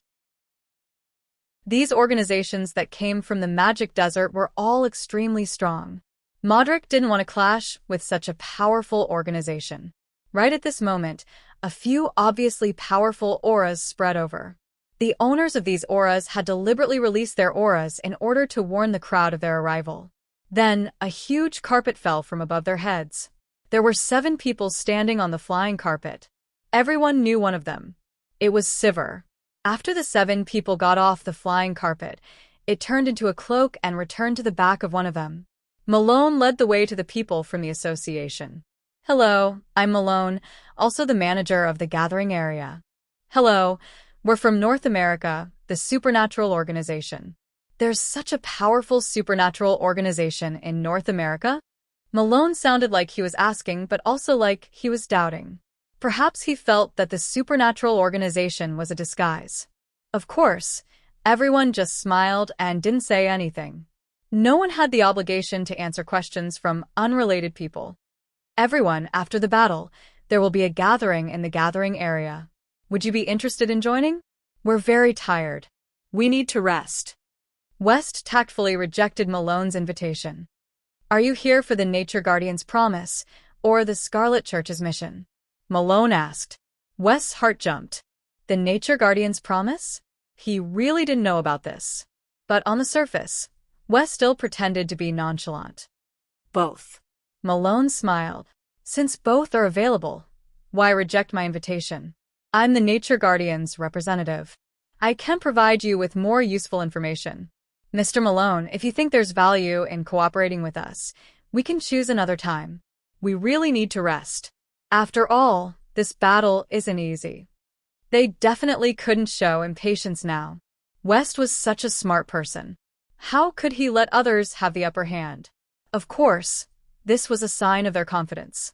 They weren't worried that Malone would abandon them. Their strength was there for all to see. Thus, to maximize their benefits, they definitely couldn't be impatient now. The battle was already coming to an end. The spirit beasts either escaped or were killed. Other than the sporadic battles, most spiritualists had basically stopped. Magri Modric glanced at the people from the supernatural organization. He realized that Jolene and Nash were the only people from the supernatural community who had actually acted.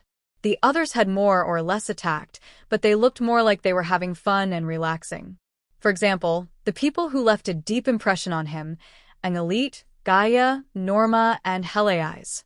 They didn't attack and stayed by West's side. The few people who did it were just casually casting a few spells. How strong was the supernatural organization? But Malone and the others clearly didn't know. The people of the association reorganized themselves a little before bidding farewell to Ma Long and leaving. Malone, are we just letting them leave? It's fine. They're dragging it out because they want more benefits. As long as they can guarantee victory in this battle, I don't mind promising them some benefits as long as they show enough strength. They're not the only powerful supernatural organization in the gathering area. Now isn't the time to care about this, Malone said. If the other organizations are powerful, I'm willing to contact them. The monster army is far stronger than what we see now. Chapter 1939. The next day, Marlin brought the 6 managers to contact West again. Mr. West, you don't seem to be willing to contact us. Can you tell me why? Marlin went straight to the point. Do you have some misunderstanding about us?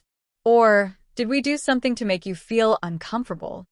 No, West said. I'm keeping my distance from you because we have different goals.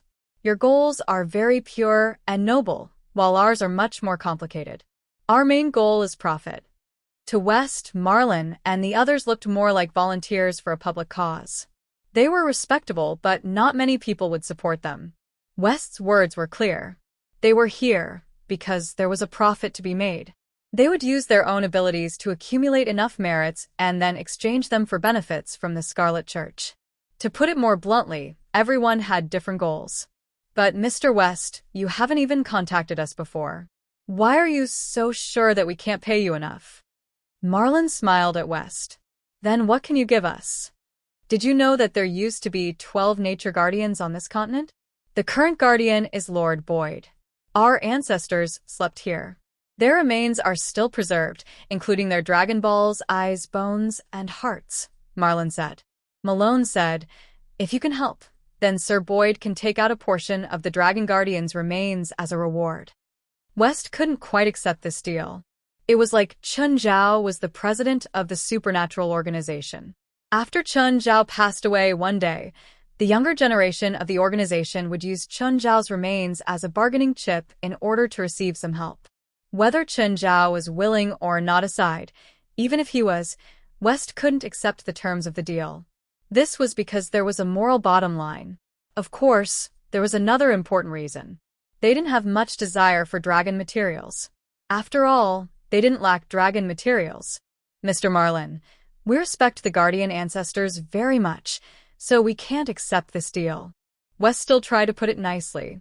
Mr. West, you're worrying too much. When I was alive, Mr. Boyd didn't casually use the remains of the Guardians as a bargaining chip. It was the dying wish of the Guardians. They made a promise before they died that they could use their remains as a bargaining chip when necessary, Malone said. Mr. Malone, is there nothing else apart from the remains of the dragons? Malone was surprised to hear West's words. West's words had sounded like he was only interested in profits. Why did he reject the remains of the Dragon Clan? Could it be that he didn't have enough chips? Malone suddenly looked up at West, then at the association members around him. All of them had the faint aura of the Dragon Clan. It was very weak, but Malin could sense it. This was mainly because Malone himself possessed the power of the Dragon Clan. Therefore, he was very sensitive to the aura of the Dragon Clan. Moreover, the dragon aura on their bodies didn't come from the same dragon race. The Dragon Clan aura on their bodies was not because of the power bestowed by the Dragon Clan. If it was the power bestowed by the Dragon Clan, then the aura would be very dense. However, their auras were extremely weak. The auras on their bodies weren't the power of the Dragon Clan. Instead, they carried some kind of artifact belonging to the Dragon Clan. Malone suddenly understood. They had not only the remains of the Dragon Clan but also more than one. No wonder they weren't interested in the remains of the Dragon Clan. They already had the remains of the Dragon Clan. However, with their strength, they couldn't possibly slay a dragon, right? Could it be that they were hiding their strength? Mr. West, have you participated in a dragon-slaying operation before? Malone asked tentatively. If they had enough people and had the strength they had displayed last night, it was indeed possible for them to successfully slay a dragon. We have the remains of the Dragon Clan, but that doesn't mean we've slain a dragon before. We just happened to obtain the remains. Malone wasn't surprised. If they had really slain a dragon before, their strength wouldn't be justified at all. Moreover, the auras on their bodies didn't come from the same dragon race. If they could really kill 2 or more dragons, then their strength would be too terrifying. We once discovered a battlefield of the Dragon Clan. 3 dragons were fighting each other. We didn't do anything and waited until the 3 dragons died together.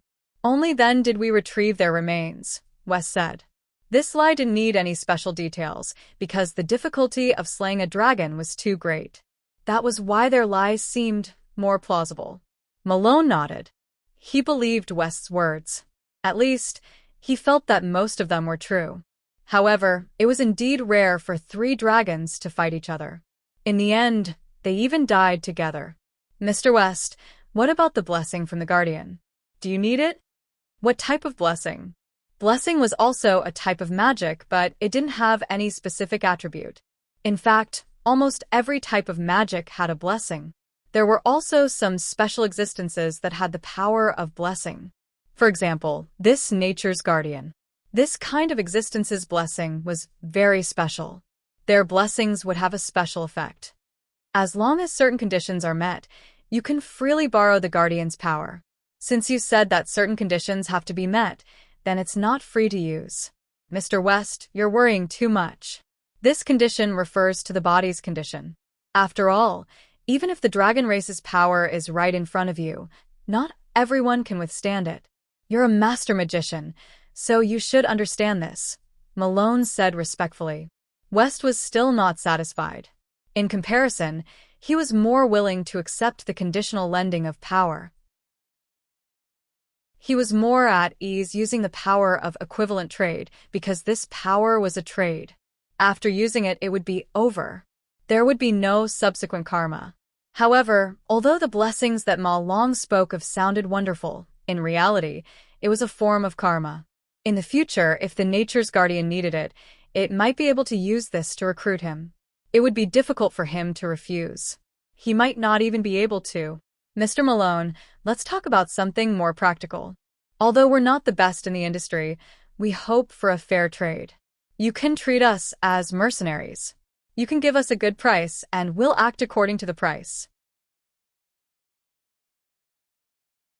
Chapter 1940. Malone was speechless at the sly old fox West. West was too shrewd. If he wanted something good, he wanted something tangible. Malone took out a horn that looked like it had been made from a goat's horn.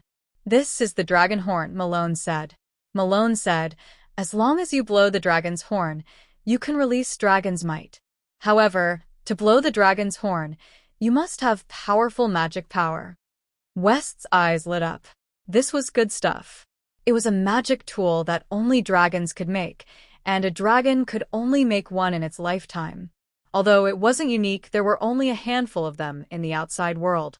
The dragon clan would only give the dragon horn to a human they recognized. "If you can blow the dragon's horn, then this will be your reward." West lowered his head in thought. The dragon horn was indeed very precious.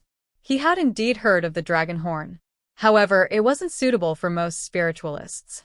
After all, most spiritualists couldn't use the dragon horn in battle. The dragon horn wasn't meant to be used in battle either. "We agree," Gaia said as she walked in. West looked at Gaia. Gaia only gave him a look. Actually, West was hesitating because if this deal was made, he would undoubtedly be the one to use the dragon horn. This would make him feel like he was abusing his power and making everyone in the association work for him. West had always been a very disciplined person. He wasn't willing to do something that would leave behind a lot of criticism. Malone looked at Gaia. He noticed that Gaia's dragon aura was slightly stronger. He guessed that Gaia might have some powerful dragon magic tool. Malone wasn't sure if Gaia's words counted, so he looked at West. West thought for a moment and said, "Since our people think this deal is okay, let's work together." Malone was very straightforward. He tossed the dragon horn to West. "Can we talk about the specifics now?" Malone asked. West nodded. "Of course. Since we've decided to work together, we naturally need to know the exact situation. There has always been a nature guardian on this wild continent since ancient times. Furthermore, every nature guardian has been a member of the Dragon Clan," the Dragon Clan explained. Malone slowly explained, "The nature guardian's main responsibility is to maintain the natural balance of this place. At the same time, they are also responsible for guarding this place against unnatural forces." "Those spirit beasts last night, are they the unnatural powers you spoke of?" "They are the four main enemies of the nature guardians. The undead elemental army was created by an ancient shaman on the African continent. That shaman wanted to pursue immortality, and one day, he thought that he had successfully created immortality. Then, he cast a spell of immortality on everyone in the tribe. However, this spell of immortality ended in failure. The entire tribe became undead elemental bodies, evil spirits that fused with the elements. Their souls were tortured by the elements all day long. They hated this world and all living beings in this world, so they wanted to assimilate all living beings into undead elemental bodies. The leader of the undead elemental army was that shaman Boila. Ancient Yida's army is also a product of humans. They are twisted creatures created by ancient shamans. Their numbers are huge, and they have no leader. The spirit of vengeance is formed from the living beings killed by humans. It is a huge and terrifying monster. This spirit of vengeance is even able to fight against the nature guardians. Originally, the nature guardian had enough power to resist these unnatural forces, but because of the Scarlet Church's mischief, the nature guardian was listed as a hunting target, causing the nature guardian to be attacked by a large number of spiritualists. In one attack, the nature guardian was ambushed by the vengeful curse spirit when it was fighting against those spiritualists, causing it to suffer severe injuries. Now, the nature guardian is in a weakened state. The originally fragile balance has completely lost its stability. The enemies of the nature guardian are stirring, and the most active among them is the spirit beast army. Their numbers are simply too large, so their attacks are unrestrained.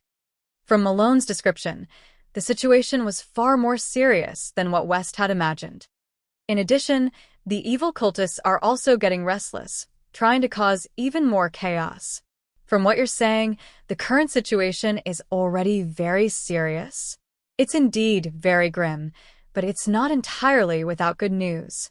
The four enemies of the nature guardian aren't her companions, and they are also fighting amongst themselves. Moreover, although they know that the nature guardian is injured, they don't know the extent of her injuries. Then how serious are the injuries of the nature guardians? Malone muttered to himself for a long time, hesitating whether he should tell the truth or not. After all, he didn't completely trust West and the others. However, after thinking for a long time, Malone finally decided to tell the truth. Currently, the Nature Guardians are unable to fight. There are only two ways. What are they? One way is to stall for time. 10 years. The Nature Protector needs 10 years to recover. You're saying that we have to guard this place for 10 years? Wes shouted. If that's the case, I'm sorry, but we can't help you. Wes stuffed the dragon horn back into Malone's hands. Don't worry, Mr. West. I've said that there are two ways. Stalling for time is also unacceptable to us. For dragons, 10 years is a short time, but for humans, 10 years is too long. Malone said unhurriedly. That's why there's another way, which is to eliminate a certain number of enemies. Isn't that the old way? Just fight and it'll be over in no time, Wes said nonchalantly. It's not the same. The reason why the Nature Guardian is the Nature Guardian is because while he protects the wildlands, he also receives the power of the wildlands. After killing those enemies, they will return to nature and eventually return to the Nature Guardian's body. This way, the Nature Guardian's injuries can be healed quickly. As long as we kill enough enemies, the Nature Guardian can recover in an extremely short time. Chapter 1941. You have to give us a specific number, Wes said. If you only say that we have to kill a lot of them, we won't have an idea at all. I don't like this kind of battle without an exact number. At least one of the Nature Guardian's 4 main enemies has to be eliminated for the Nature Guardian to recover completely. We can't do that, West rejected directly. Even if he accepted Malone's reward, it didn't mean that Malone could ask for an exorbitant price. Moreover, Malone's request was indeed too much. According to Marlin's explanation, the Nature Guardian's 4 main enemies were the Spirit Beast Army, the Undead Elemental Army, Guyida's Army, and the Spirit of Vengeance. The 4 of them had close combat strength, and with the Spirit of Vengeance as the standard, the Spirit of Vengeance's strength was equivalent to the Nature Guardians. In other words, they would have to face an enemy that was at the level of a dragon with the title of Nature Guardian. This was too much. West knew the supernatural organization's strength very well. Putting aside Chenjiao, the people below the president weren't weak, but they weren't at the top either. Even if they all worked together, they wouldn't be able to fight against a dragon. Take Gaia, for example. She had the bloodline of a dragon. Ever since her awakening, her bloodline had been increasing in purity. But even now, she was barely at the level of a young dragon. She was only at the level of a Betos. A young dragon and an adult dragon were two completely different concepts. Gaia was also the strongest in the supernatural organization. Moreover, the difference in strength wasn't something that could be made up with a few people. It was like a special forces soldier and a kid. Their strength, speed, and combat power were only 10 times different, but could 10 kids beat a special forces soldier? Of course, from the current situation, if they really wanted to accept this mission, the Spirit Beast Army was undoubtedly the most suitable. After all, the Spirit Beasts won purely through numbers. Their individual strength was within the acceptable range of the supernatural organization. Moreover, the supernatural organization was most confident in dealing with such a large number of enemies. However, since they were able to rival the other 3, then their numbers were probably terrifying. Quantitative change could be transformed into qualitative change. Mr. West, I feel that you can try the Spirit Beast Army.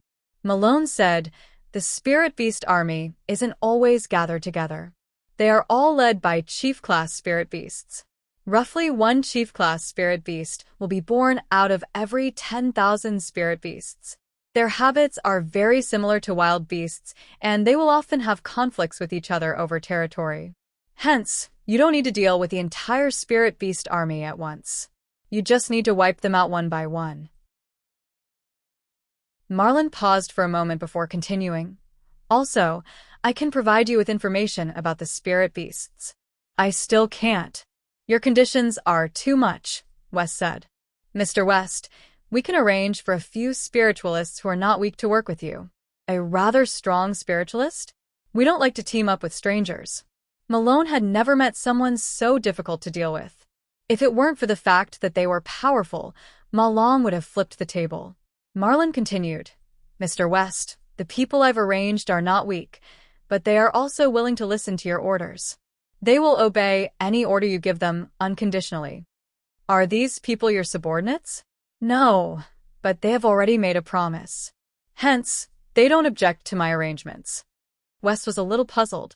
They weren't Marlon's subordinates, yet they weren't weak and would obey Marlon's orders unconditionally. Ordinary spiritualist organizations might not be willing to work with strangers, let alone listen to the orders of strangers. Could it be that these spiritualists had something on them that Marlon could use against them? Hence, they were being threatened by him? If that was the case, he would have to be even more careful. Mr. West, I believe that our cooperation should be based on sincerity. My request will be lowered again and again. All right, but before that, I need to know who the people you've arranged for me are and how strong they are. I don't want to bring a bunch of burdens with me. Don't you agree? Of course, no problem. Mr. Sonnenfeld, when do you plan to return the money you owe us? Sonnenfeld's expression was very ugly as he looked at the people in front of him. I've already applied for bankruptcy protection. I don't have the money to return it to you. Sonnenfeld could only hide in his daughter's house and rely on her to live. This had saved him a lot of trouble. During this period, the money he owed through proper channels couldn't do anything to him. However, the money he owed did not all come from proper channels. For example, the person in front of him was from Enchanting Finance Company. Of course, they were also a usury group. Sonnenfeld had borrowed $3 million, but after a year, it had turned into $5 million. Usury represented huge profits, so it was inevitable that it would appear in any country or region. Of course, usury was not allowed or protected by the law. However, usury did not rely on the law to collect debts. They used more direct methods. Mr. Sonnenfeld, this is not a reason for you to reject us. The man with the small mustache standing in front of Sonnenfeld smoked a cigar. When he looked at Sonnenfeld, his eyes flickered with coldness.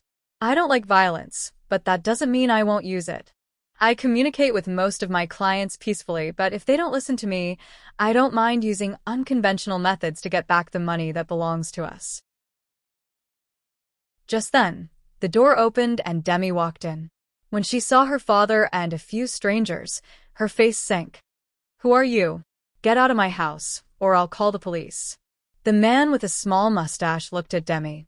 Miss Demi, I'm the person in charge of Enchanting Finance Company. This is my business card. We have some financial disputes with your father, but if you call the police, the situation will become very complicated.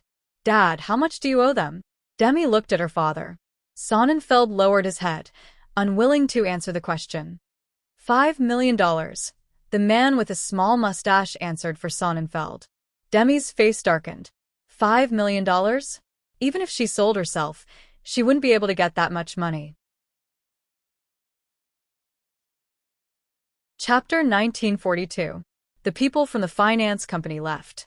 Although they did not use force, the name of the finance company gave off a very bad feeling. Even if Demi was a high-ranking military officer, it was useless. Demi and Sonnenfeld sat in the room, neither of them speaking. Dad, why are you in debt to the loan sharks? Before my movie was released, I thought that the film company's stock would soar because of my movie, so I borrowed some money to buy the company's stock, Sonnenfeld said helplessly. You know the result. Demi was also helpless. She also knew that her father had been in trouble. His father had ended up in his current situation because he had invested all of his assets into stocks. Do you know the background of those loan sharks? Demi asked. Yes, they're New Yorkers. Of course, the New Yorkers Sonnenfeld was talking about was not just a magazine. New Yorkers referred to a wide range of things, and one of them was widely known as the gang. This was also a very famous gang in the United States. Demi's face gradually darkened. The gang structure was very complicated. It could even influence politicians. Therefore, it was difficult for Demi to use the military's power. Suddenly, Demi thought of an idea. A solution that was not really a solution. Dad, stay here for now. I'll think of something. Demi said as she left in a hurry and headed to the military base headquarters. Seeing Demi return, Demi's adjutant immediately came over. "Sir, aren't you on leave?"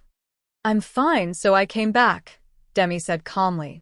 Due to the explosion on the artificial island in Lake Pontchartrain, Demi had been demoted. Now, she was only a major. However, her authority did not decrease because of that. Instead, she was authorized to handle some special events.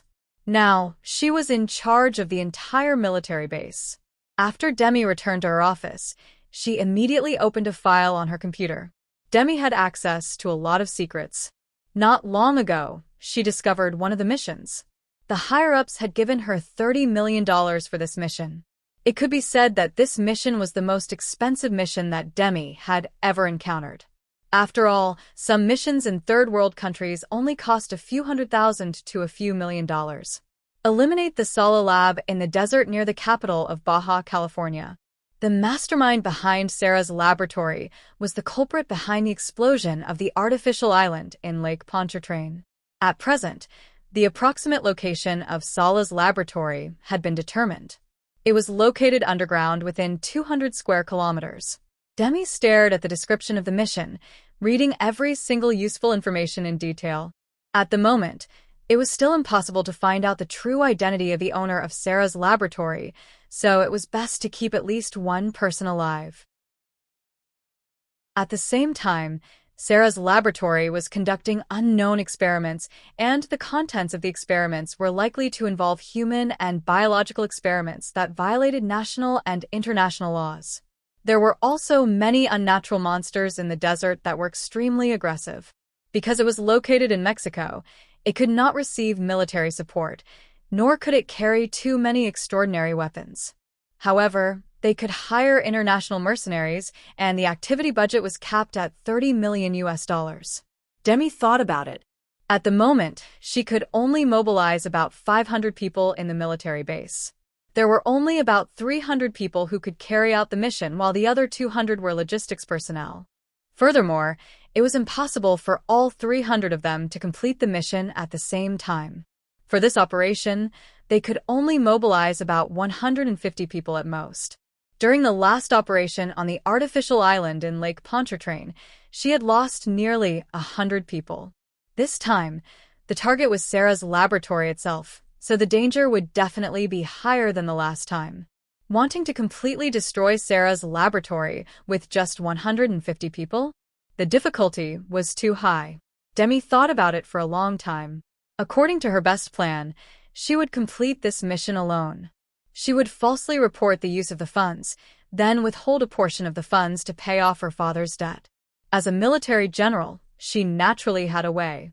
For example, she could set up a shell company, then use the shell company's account to transfer the funds to this company. However, the prerequisite was that she had enough strength to deal with Sarah's laboratory. If she couldn't deal with Sarah's laboratory, then the higher-ups of the military would definitely conduct a detailed investigation of the operation. To find out the reason for the failure, this would increase the possibility of her withholding funds being exposed. If she could complete this mission, then all she needed to do was to report the operation, and the higher-ups wouldn't get to the bottom of it and investigate where the funds were used. Demi thought about it for a long time, trying to find an appropriate plan to complete this mission. However, she lacked sufficient strength, and this operation was outside of the country, which increased the difficulty of her mission. What should she do? Demi suddenly thought of someone. Chen Zhao, the culprit that caused her father to go bankrupt. He was also the person she hated the most. Demi wasn't really willing to interact with Chen Zhao. This was because Chen Zhao was someone as strong as her. Moreover, he had almost no weaknesses. He had enormous assets, and in this country, rich people were the privileged class. Moreover, his personal strength was unfathomable. After thinking for a long time, Demi finally decided to interact with Chen Zhao. Demi packed up the confidential documents and went to Chen Zhao's residence. "Boss, here's the financial report from Citibank." Portia handed it to Chen Zhao. Portia had already seen the numbers on it. Chen Zhao's expenses last month were huge, but they weren't even as much as the interest on his bank account. This meant that no matter how much Chen Zhao spent, his money still didn't decrease. His money didn't decrease. Instead, it continued to increase. Of course, this didn't include Chen Zhao's personal income. Chen Zhao's bank account was enough to make Portia's scalp go numb. Chen Zhao glanced at the financial report and then put it away. Chen Zhao had never been good at math. Thus, he'd always been very casual about financial reports. Of course, if he found out that the bank's agent, Andrews, had cheated Chen Zhao's money one day, he could ask the bank for compensation with this financial report. Just then, the butler system sent a message. Master, a stranger has entered Mingyue Villa. After checking the license plate, we can confirm that the owner is Demi Sonnenfeld, a mid-level general in the military, major rank.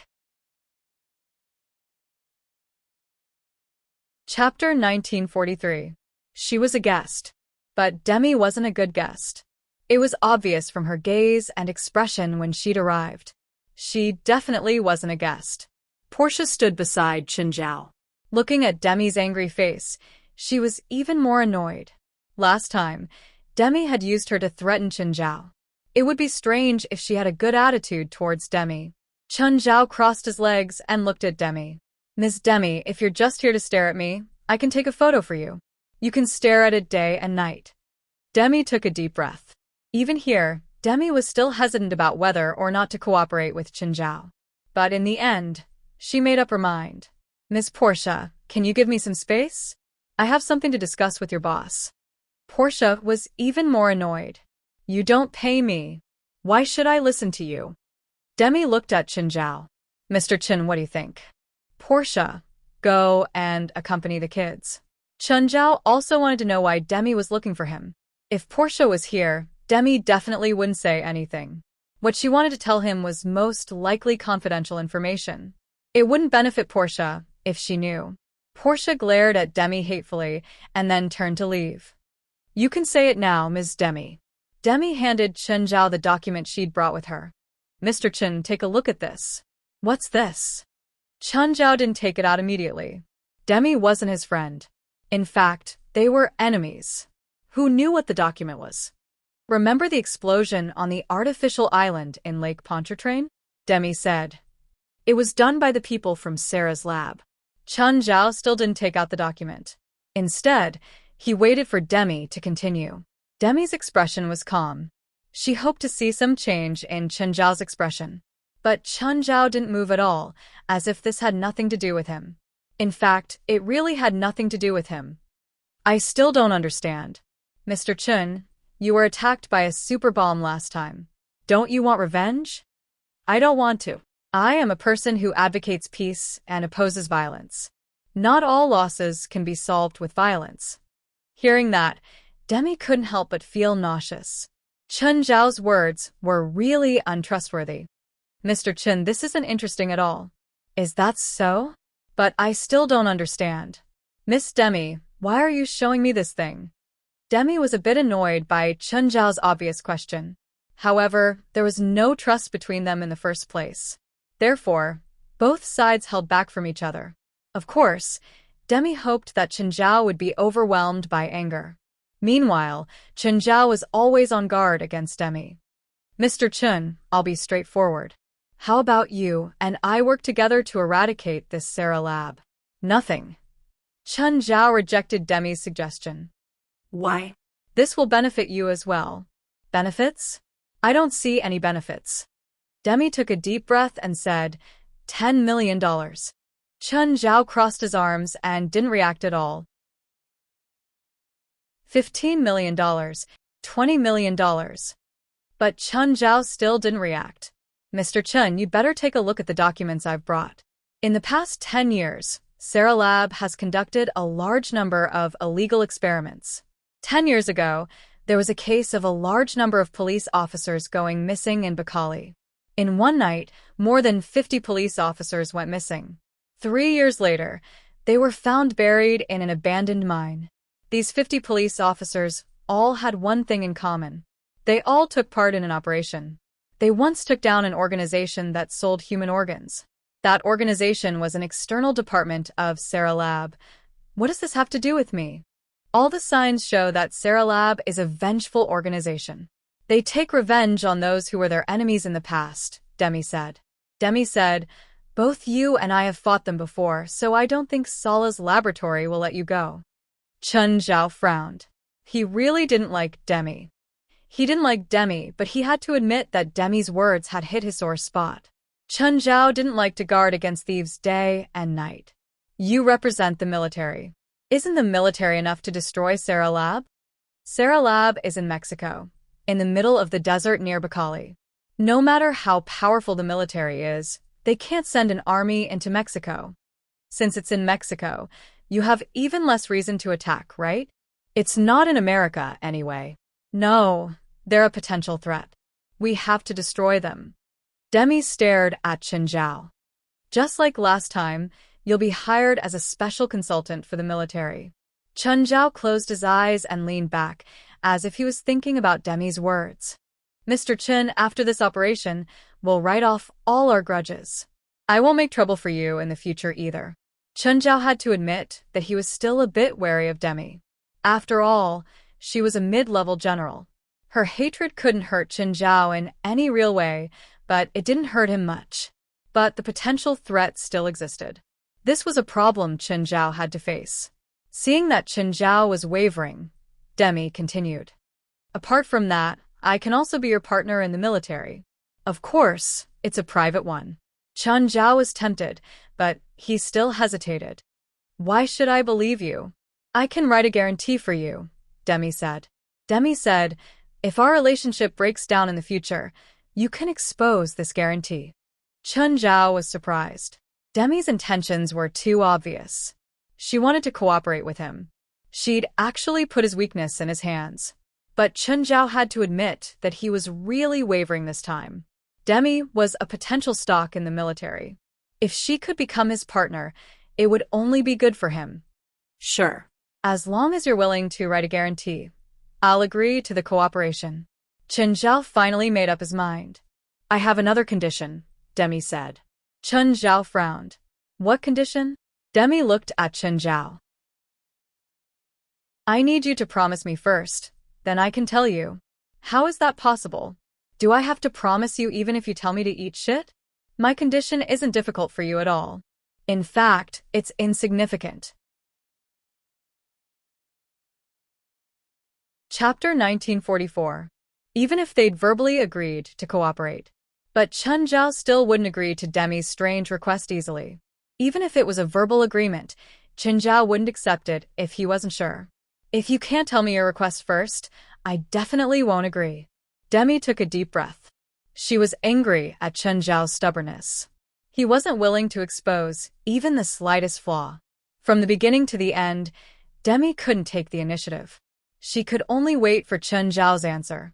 On behalf of the military, I hope to pay you $30 million, not $20 million. Chen Zhao was stunned, but he quickly understood Demi's intentions. Even so, you won't get the money, right? Chen Zhao looked at Demi. Chen Zhao didn't care if Demi cooperated or not.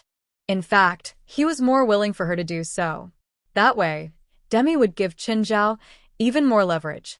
If Demi's previous promise was only for her to lose her position and job, then what she did now would be illegal. Now what she did was illegal and a felony. She would even be court-martialed. Demi looked at Chen Zhao with some mockery in her eyes. I really don't understand how you earned such a large fortune. Then tell me how you're going to get the money. I don't need you to transfer the money directly to my account. What I need is for you to open 2 anonymous overseas accounts and prepare them in advance. You don't need to wait for the military to transfer the money to your account before you carry out a series of operations. What's the point of that? If the military transfers the money to the account under your name, the military can track the account through financial channels and know the short-term flow of funds in your account. However, if you prepare the money in advance, the military can't track it. Of course, these 2 anonymous accounts will be handed to me after the money is in hand. That's a simple procedure, Demi said coolly. Chen Zhao got the gist of it. It was indeed very simple. But if he wanted to take the money, Demi wouldn't be able to do anything. This involved the issue of trust. Demi had suggested this mostly because she was confident in her own value. In this regard, Chen Zhao indeed wouldn't ruin his cooperation with Demi for $10 million. Chen Zhao didn't want to make a powerful enemy for $10 million. With this in hand, Demi would no longer be a threat. I never thought that the proud Miss Demi would have such an unknown side to her. Demi glanced at Chen Zhao. It's all because of you. Because of you, my father owes a lot of money. Some of it is from loan sharks. Most of it is to pay off the loan sharks. The rest is for my father to pay off his bank debt. Demi looked at Chen Zhao. Because Sonnenfeld had filed for bankruptcy protection, he didn't have to worry about his bank debt for the time being. But it also made his life extremely inconvenient. Sonnenfeld couldn't even have his own credit card. His credit rating in the bank had completely collapsed. In the United States, if one's credit went bankrupt, it would be hard for one to do anything. Although Demi was a mid-level general in the military, she was facing millions of dollars in debt. She was also powerless. It was precisely because of this that she decided to take the risk. Of course, she knew it was wrong to do so. But now, she had no other choice. She felt that she deserved it. This was no longer about right or wrong. If she didn't do this, she would lose her father. Chen Zhao laughed. He didn't feel guilty or regretful at all. Miss Demi, if you're willing to sign a contract to sell yourself, I'll be happy to help your father pay off his debt. Demi ignored Chen Zhao's words and pretended that she didn't hear anything. Was it that easy to sign a contract to sell herself? Her identity was so sensitive. If she really did sign a contract to sell herself, even if there wouldn't be any legal consequences, once it was exposed, she might be judged as a traitor. Of course, Chen Zhao was just saying it casually. He didn't really expect Demi to agree. After all, Demi wasn't at the end of her rope yet. The operation will start in a week. You should prepare. We need to do some preparations too. I'll participate too, Demi said. Oh, since you're the military's special consultant, you can give me some suggestions. It's best for your soldiers to wear portable weapons with strong penetration and incendiary bombs. Regular grenades won't be very effective. Also, your soldiers need to prepare protective clothing. Anything else? What I'm saying now is based on what I've seen on the artificial island in Lake Pontchartrain. However, the incident on the artificial island in Lake Pontchartrain was caused by an attack by Sarah's laboratory. Sarah's laboratory itself is definitely more dangerous than the artificial island in Lake Pontchartrain.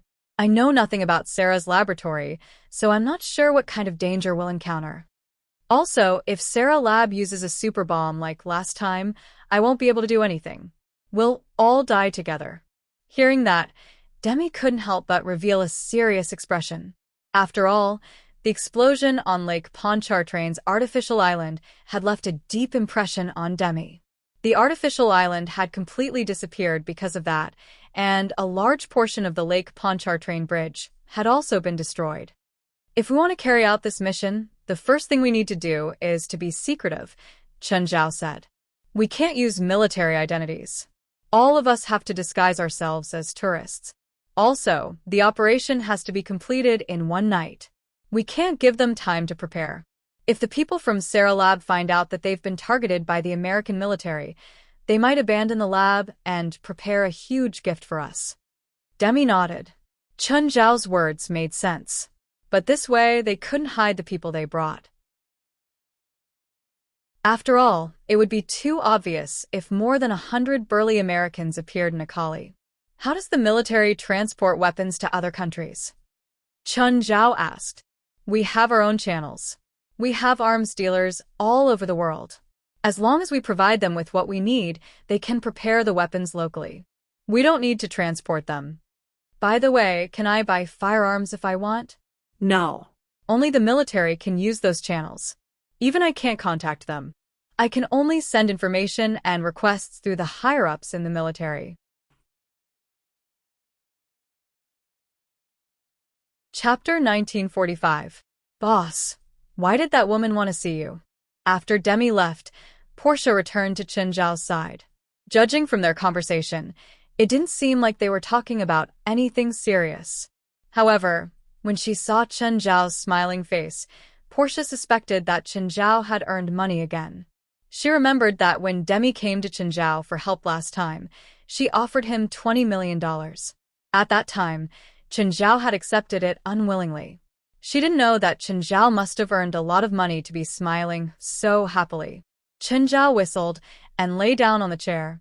Portia, go get me some beer. Portia moved a box of beer to Chen Zhao. Boss, did you earn a lot of money again? Yeah. Then, on account of my hard work, will you give me a raise? Chen Zhao glanced at Portia. Portia, you only see that I'm making money, but you don't see my expenses. My expenses are huge too, so don't think about getting a raise for the time being. Portia cursed Chen Zhao in her heart. The capitalist, the vampire. Just then, Felwood Cisco called again. It was time to check on the Mirror Lake Villa again. Felwood would call Chen Zhao 2 or 3 times a month. Of course, Chen Zhao didn't go every time. Felwood promised that he would do it before Christmas. Chen Zhao's family could move to their new home at Mirror Lake. Chen Zhao didn't force it though. He kept saying that he wasn't in a hurry. However, Felwood didn't stop working on Chen Zhao's project. To him, Chen Zhao was a huge financial backer. He'd even introduced Steven, a big client. Technically, Felwood still had to give Chen Zhao a commission, but he didn't dare to. He was afraid that Chen Zhao would think that he was insulting him.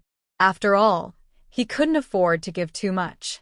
If he gave too little, Chen Zhao wouldn't like it. Therefore, Felwood Cisco worked overtime on Chen Zhao's project and added more materials. Kids, get changed. We'll go see how the new house is. After Chen Zhao informed them, the children all changed into their outfits. When Portia and Chen Zhao's family arrived, the new house at Mirror Lake was already finished. The main project now was the renovation of the interior of the building, as well as the planting and transplanting of the external garden. When he entered the villa, he saw that some of the rooms in the villa had already been completed, while others were still being renovated. The number of workers in the construction site had decreased a lot, unlike the previous construction when there were as many as hundreds of people. Mirror Lake's new home, in addition to the huge change in appearance, was also several times larger than before. If it was the villa in the past, although the design was not bad, the building area was too small. There were no more than 5 bedrooms, and the other messy rooms added up to a total of 11 or 12 rooms, including the number of bathrooms. It was only when he was at the Bright Moon Villa that he was able to correct himself. There were more than 15 bedrooms in the Mingyue Villa. Basically, every child would have a room. Now, the new villa at Mirror Lake had more rooms, up to 30 rooms. The main body of the building was U-shaped. Half of it was in the lake, and the other half was on land. Moreover, every bedroom faced both the forest and Mirror Lake, which were illuminated. Chen Zhao was very satisfied with the design. Just then, a car entered the construction site. Hi, Chen. Ken alighted from the car. Chen Zhao walked up and gave Ken a hug. Why are you here? Dad heard that you're here, Ken said. He invited you and your children to our house. Are you sure? I have a lot of children. Don't worry, Ken said. My yard is big enough, although it can't compare to yours. Okay. Chen Zhao nodded. After inspecting the construction site, Chen Zhao brought the children to Ban's house. Mary. Chen Zhao went up and kissed her face. Are you home today too? Dell and Miss Fisher went out for 2 days, Mary said. They'll be back tomorrow. I've been home these days. Children, come here. This is your Aunt Mary. Aunt Mary, hello. Diddla greeted Mary first. What a cute girl. Mary and Bant both knew that Chen Zhao had adopted 8 children. Aunt Mary, I'm already grown up, Diddla protested. Okay, forgive my rudeness, but you're a beautiful girl, Mary said, smiling. Let me see. Is there one missing? Mary's gaze landed on Portia. Is it her? She's not my adopted child. She's my assistant. Chen Zhao glanced at Portia. Portia was also speechless. How did he look like a child? Where's Bant? He went out to buy alcohol. I drove here. It's not convenient for me to drink. It's okay. I won't let Ken drink. I'll have him drive you later. Mom, you're too much. You're moving out soon. Your father and I paid for the down payment for your new house. Do you think you can go against my orders now? Mom, Chen is still here. He has so many children. You should at least save some face for your son. If you have Chen's abilities, I won't say anything. Mary and Bant had watched Chen Zhao grow up bit by bit. From the very beginning, when he first arrived here, to now, when he was extremely wealthy. However, Mary and Bant always kept a certain distance from Chen Zhao. They were intimate but not pestered. They would occasionally invite Chen Zhao's family over for a meal. A while later, Bant returned and called Ken out to move the beer. Chen Zhao also came out and looked at Bant. Bant, why did you grow a beard? It looks like you've changed a lot. I can't help it. In the brewery, I didn't look imposing at all, but after I grew a beard, the kids became much more obedient. Which disobedient kid is it? I'll throw him into the sea to feed the sharks. Come on, the brewery is yours, but how many times have you been to the brewery? Let me count. Once when production started, once when the executives interviewed, and once during the last meeting. You've only been there 3 times in total. You're too irresponsible as a boss. This means that I trust the management of the brewery. Actually, Bant also knew about Chen Zhao's agreement with Denver. He was Chen Zhao's spy in the brewery.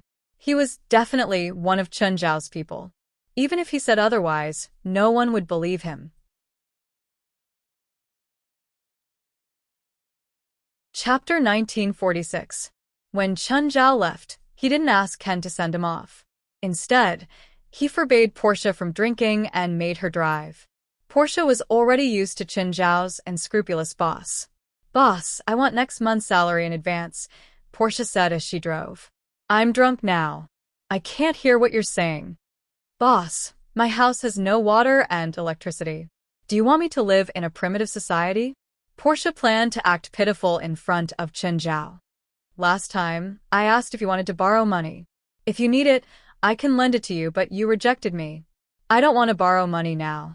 I want my salary in advance. Is there a difference? Of course, Portia answered seriously.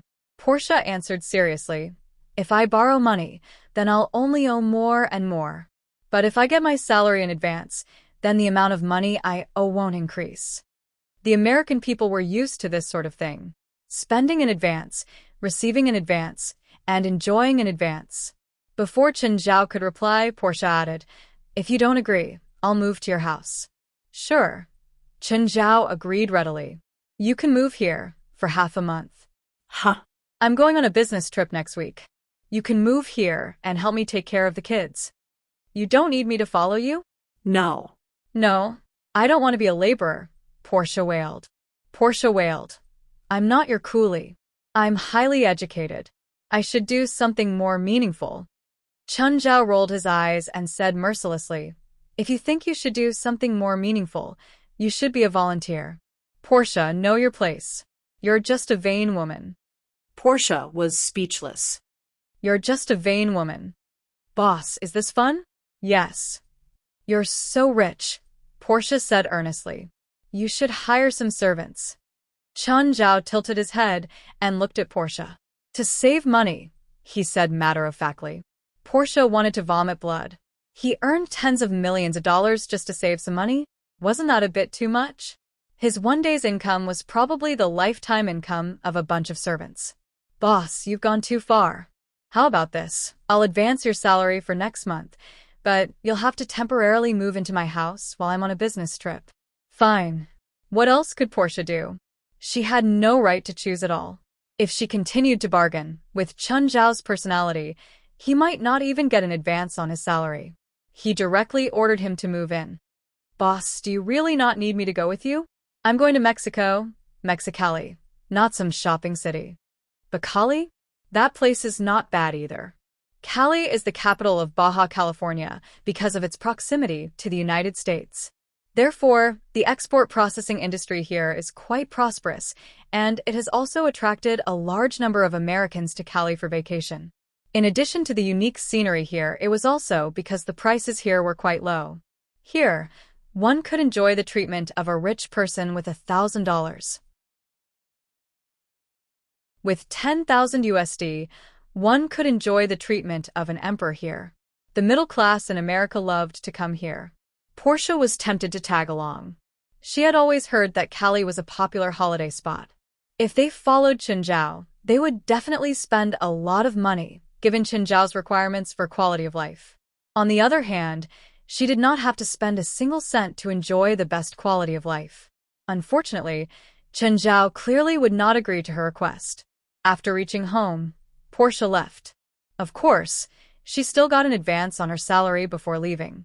Chenjiao told Feilai at the dinner table, "Feilai, I'm going to Mexico's Mexicali next week." Mexicali? To play? Chenjiao shook his head. It's military work. Uncle, I want to go too. I want to go too. The children all looked at Chenjiao with watery eyes. Not this time. Chenjiao rejected the children's request decisively. I'm not going to play. I'll let Portia stay here for a few days next week. How many days are you going? I'm not sure. Maybe 3 or 4 days. I'll come back as soon as I'm done. Okay.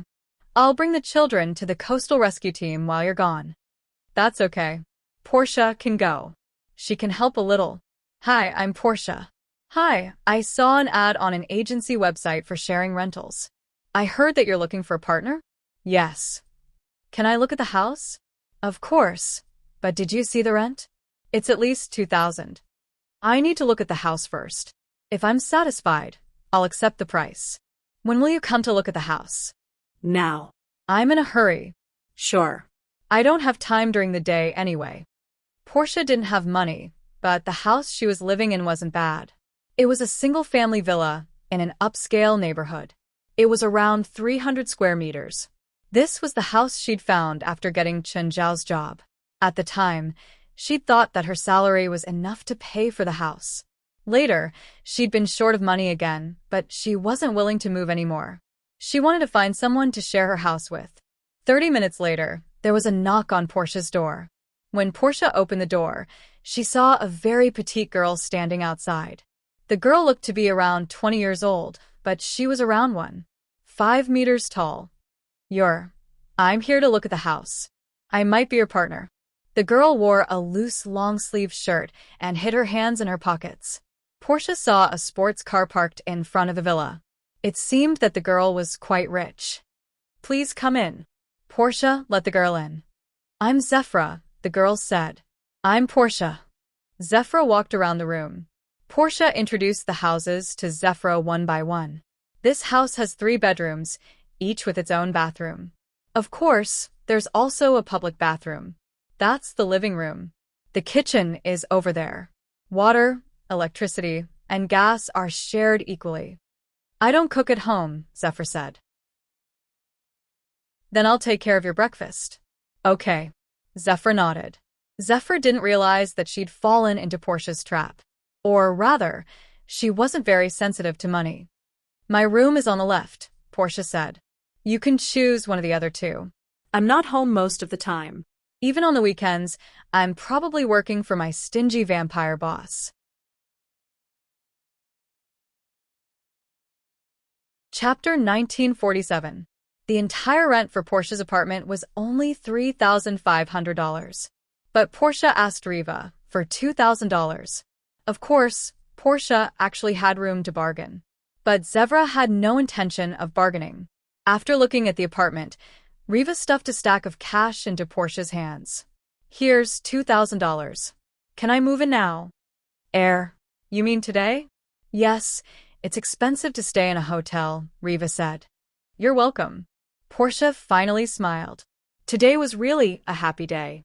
She'd just gotten next month's salary in advance from Chenjiao. She didn't expect the empty room to be rented out too. And it was such a high price. Can you help me move some things?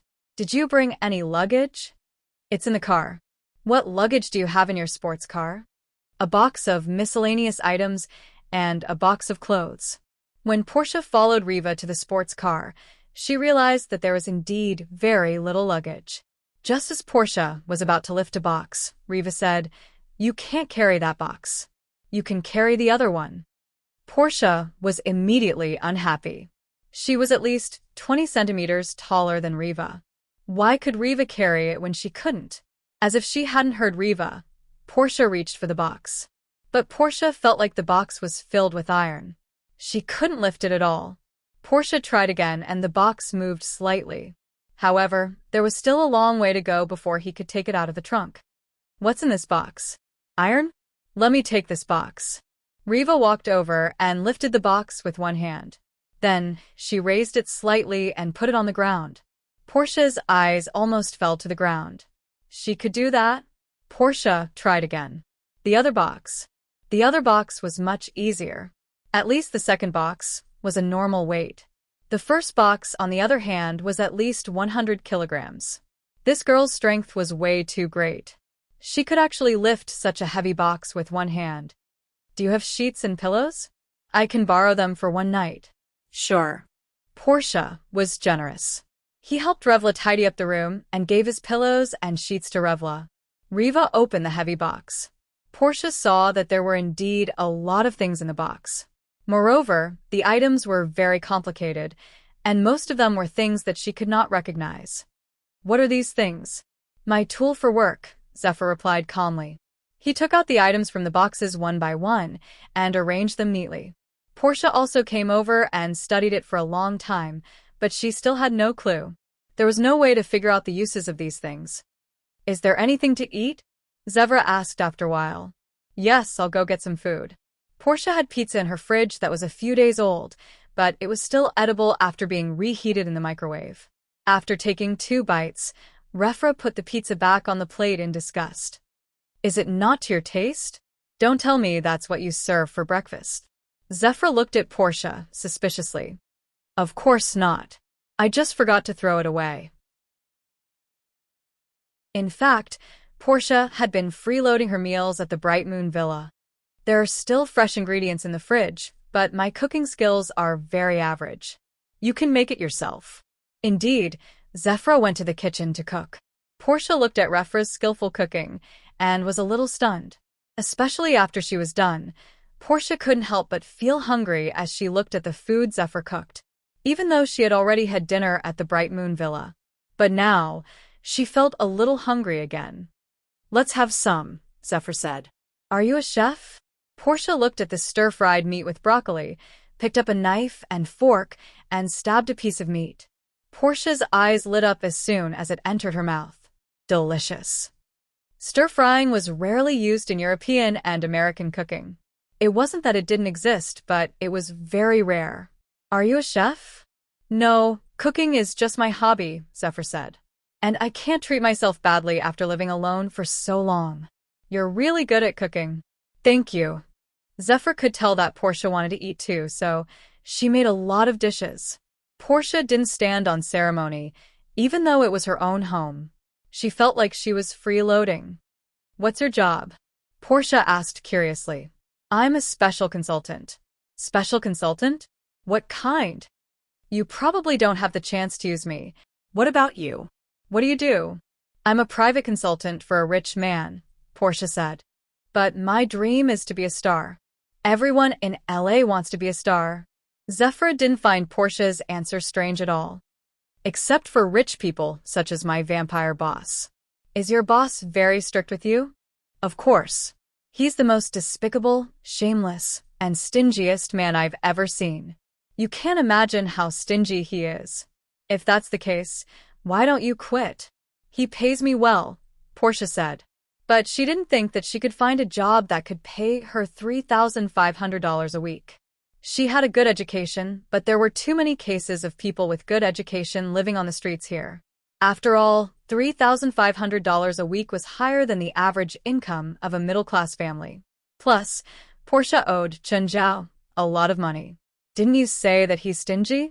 Yes, he's indeed stingy, but that doesn't stop him from paying me a high salary. It's all because of my ability, so he has to pay me. Portia clearly didn't want to continue talking about this. Oh, you just arrived in LA? Yes, so I need to start my business as soon as possible. Zephyr nodded. If you're willing to tell me what you do, maybe I can introduce you to a few clients. Forget it. You can't help. Fine, it's fine if you don't want to. Portia could tell that Zephyr was intentionally avoiding the nature of her job. She didn't want to chase her new roommate away. but I think you should be a chef.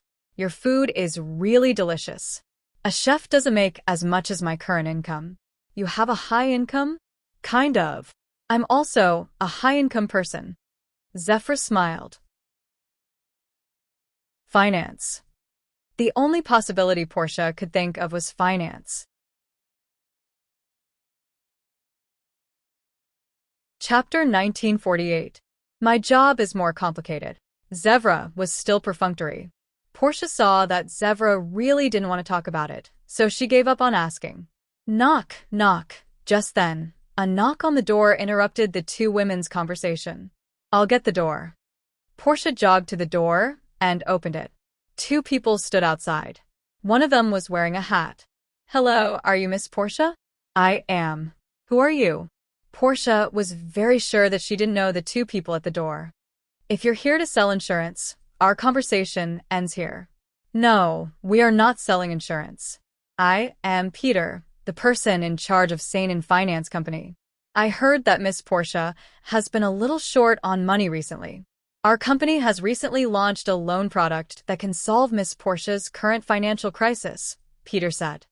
I'm sorry, I'm not interested. Portia rejected him, without hesitation. She had studied finance in school. Of course, she also knew that there would be door-to-door financial products. Half of them were scammers, and the other half were loan sharks. Regardless of which one it was, Portia didn't want to come into contact with it. Portia was about to close the door when Peter blocked the gap with his foot. Miss Portia, the loan product we provide doesn't charge interest as long as it's within a specified time limit. Are you really not going to consider it? I know how your company operates very well. Portia smiled at Peter. There were 3 things in this world that absolutely should not be touched: gambling, drugs, and loan sharks. Any one of these 3 things could ruin a family. Loan sharks were even worse than the first 2. There was at least a small chance of quitting gambling and drugs. However, loan sharks were often not something that the borrower could decide. Many people even became slaves to loan sharks for the rest of their lives, repaying money that could never be repaid. Loan sharks didn't charge interest if they paid the money within a specified time limit. Loan sharks didn't lie about that. However, the problem was that the time limit they gave was very short. Most people would borrow money from loan sharks because they were short of money. How could they pay back the money in a short period of time? Unless they suddenly won the lottery or inherited a large sum of money. However, most people wouldn't be so lucky. Therefore, in most cases, the result of the borrower was to exceed the time limit given by the loan sharks. Usually, the interest-free period given by the usury was 3 months. 3 months sounds like a long time. Most borrowers felt that borrowing money was an emergency. In fact, it was very likely that he wouldn't be able to pay the money back. Every finance and economics teacher's first lecture was on how to identify illegal funds and how to avoid falling into debt traps. Moreover, when the teachers were teaching, they didn't use any technical content to explain. They were using real cases to illustrate the point.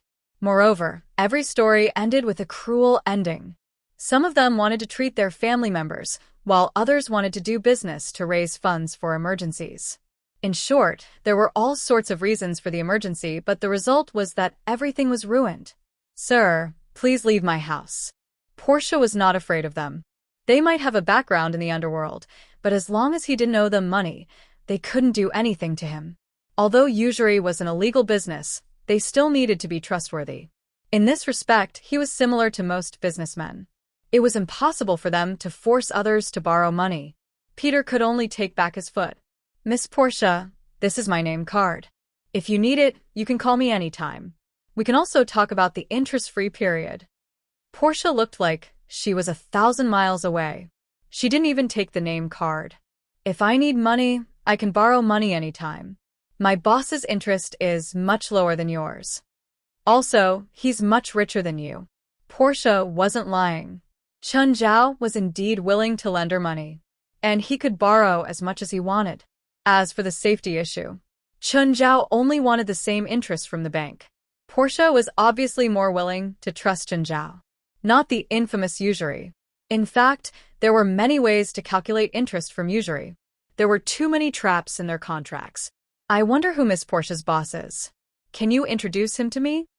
Peter's expression was dark. He had misunderstood Portia's words. He thought that Portia's boss was also a usury. Los Angeles had always been Saint and Finance's territory. Portia saying that Chen Zhao was richer sounded more like a provocation to Peter. Aren't you very resourceful? You can investigate it yourself. Let's go. Peter left with a dark expression. Portia closed the door. Suddenly, Zephyr's voice came from behind. Your words might bring trouble to you and your boss. Ah, why did you suddenly appear behind me? You scared me. Portia patted her chest. She also regretted talking too much. Those usually weren't kind people. They wouldn't really cause trouble for Chen Zhao because of this, right? Boss, we might have a competitor in LA. Competitor? What organization dares to compete with US in LA? I don't know. I need to investigate, Peter said. Pete said it was originally a potential customer, but this potential customer said that her boss also gives loans, and the interest is much lower than ours. This was Peter's occupational disease. In fact, private loans and usury were two different things. But Peter didn't care. He felt that those who borrowed money were all usury. In fact, everyone in this industry thought the same. Give me this person's information. I'll investigate. Portia, This person works for a law firm. Strange, the owner isn't rich. She probably doesn't have the money to provide loans. The person on the other end paused. Suddenly, she said, all the lawyers in this law firm seem to be Chen Zhao's private lawyer. Chen's private lawyer? What does he need so many lawyers for? Boss, he must be avoiding legal trouble. If he's just a normal person, why does he need so many lawyers? It must be him. That makes sense. The boss thought for a moment and said, go contact him. If he's willing to compensate and leave LA, we'll forget about this. What if he's not willing? It's up to you. Do what you think is right.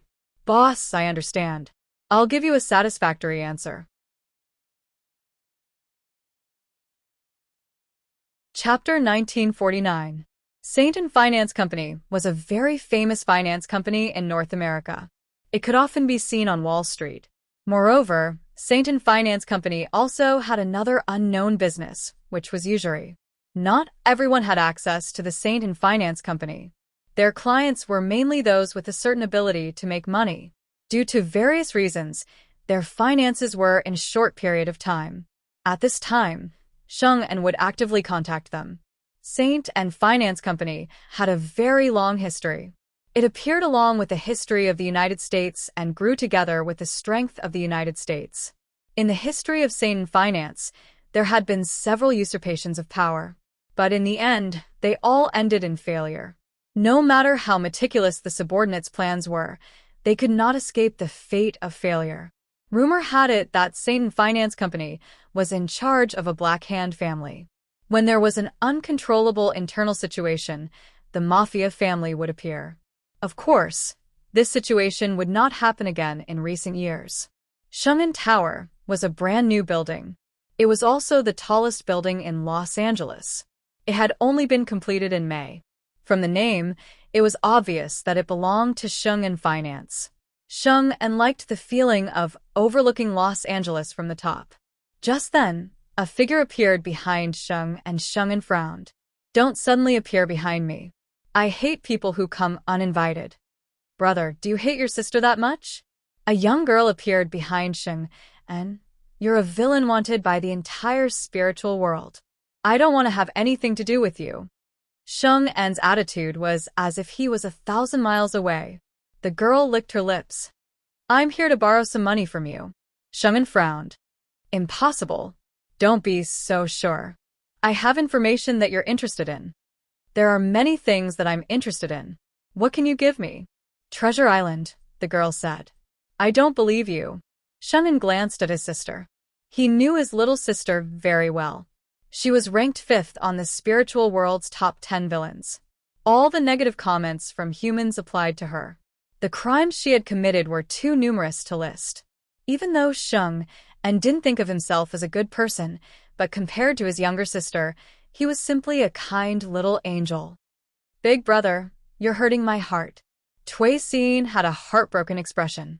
Your arrival will only bring me big trouble. Those spiritualists are like hunting dogs, attracted by you. I hate this feeling.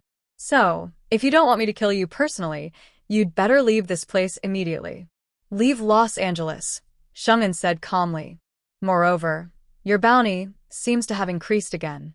As for killing his sister, Cui Xin, Sheng'en did not feel guilty at all. Of course, if a war really broke out between them, Sheng'en wasn't absolutely confident. After all, he was facing one of the 10 heinous disciples, Calamity. Sheng'en, I'm here to make a deal with you. Cui Xin's tone suddenly became low. I'm also very serious. I hate you. Cui Xin, get out of my territory. Humph. I'm sure you'll find me again. With that, Cui Xin suddenly broke through the floor-to-ceiling glass wall and disappeared into the night. Sheng'en grinned. Damn you. This floor-to-ceiling window costs more than $100,000. The weather was not good today. The sea breeze was rather strong. The sky was dark and it seemed like it would rain at any time.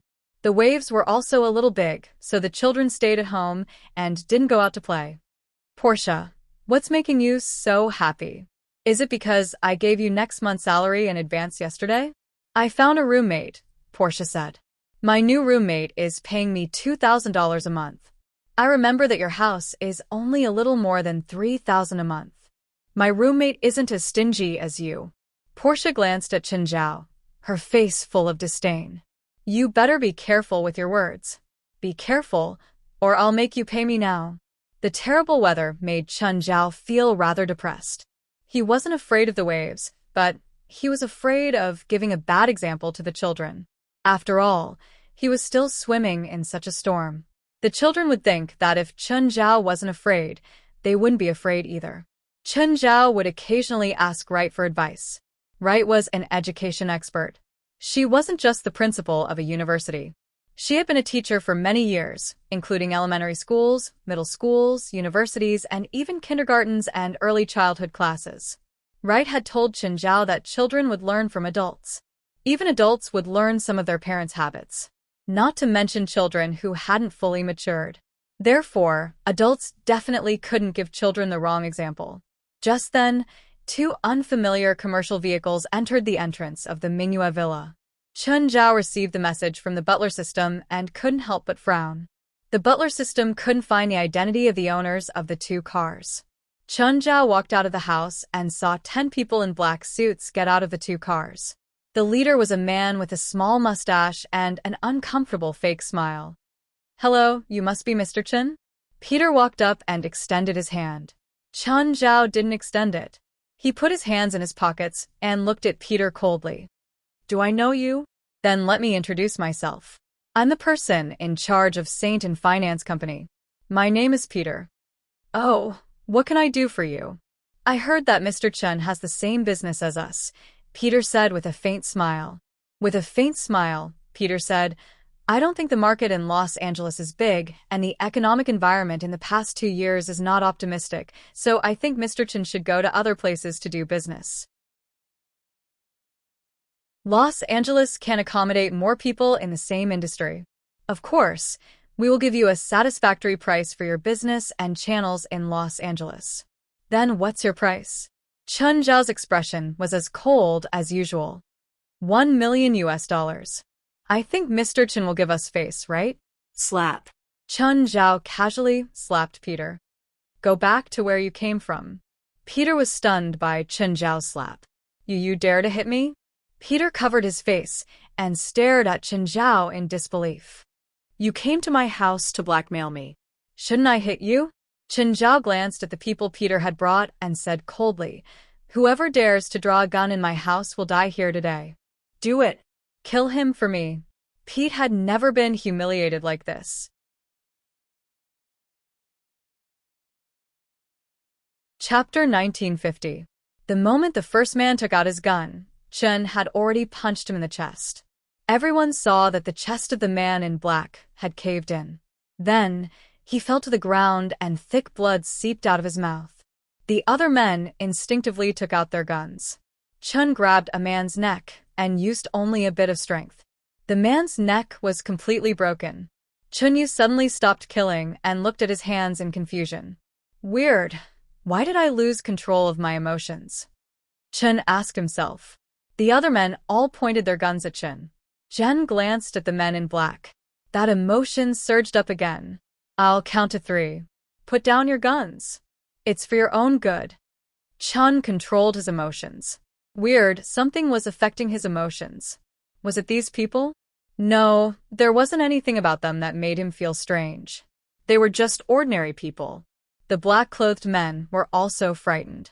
They'd never seen someone like Chun who would kill people without a word. This made them very nervous, and they didn't dare to put down their guns. Suddenly, a man in black loaded a gun. But the sound of the gun being loaded stimulated Chun again. Jen instantly appeared in front of the black-clothed man. He reached out and twisted his head. The black-clothed man slowly fell in front of Jen. Chun looked at Peter. Who told you to come? And my boss. Call him here, Chun said coldly. Chun vaguely sensed that the weather seemed to have affected his emotions.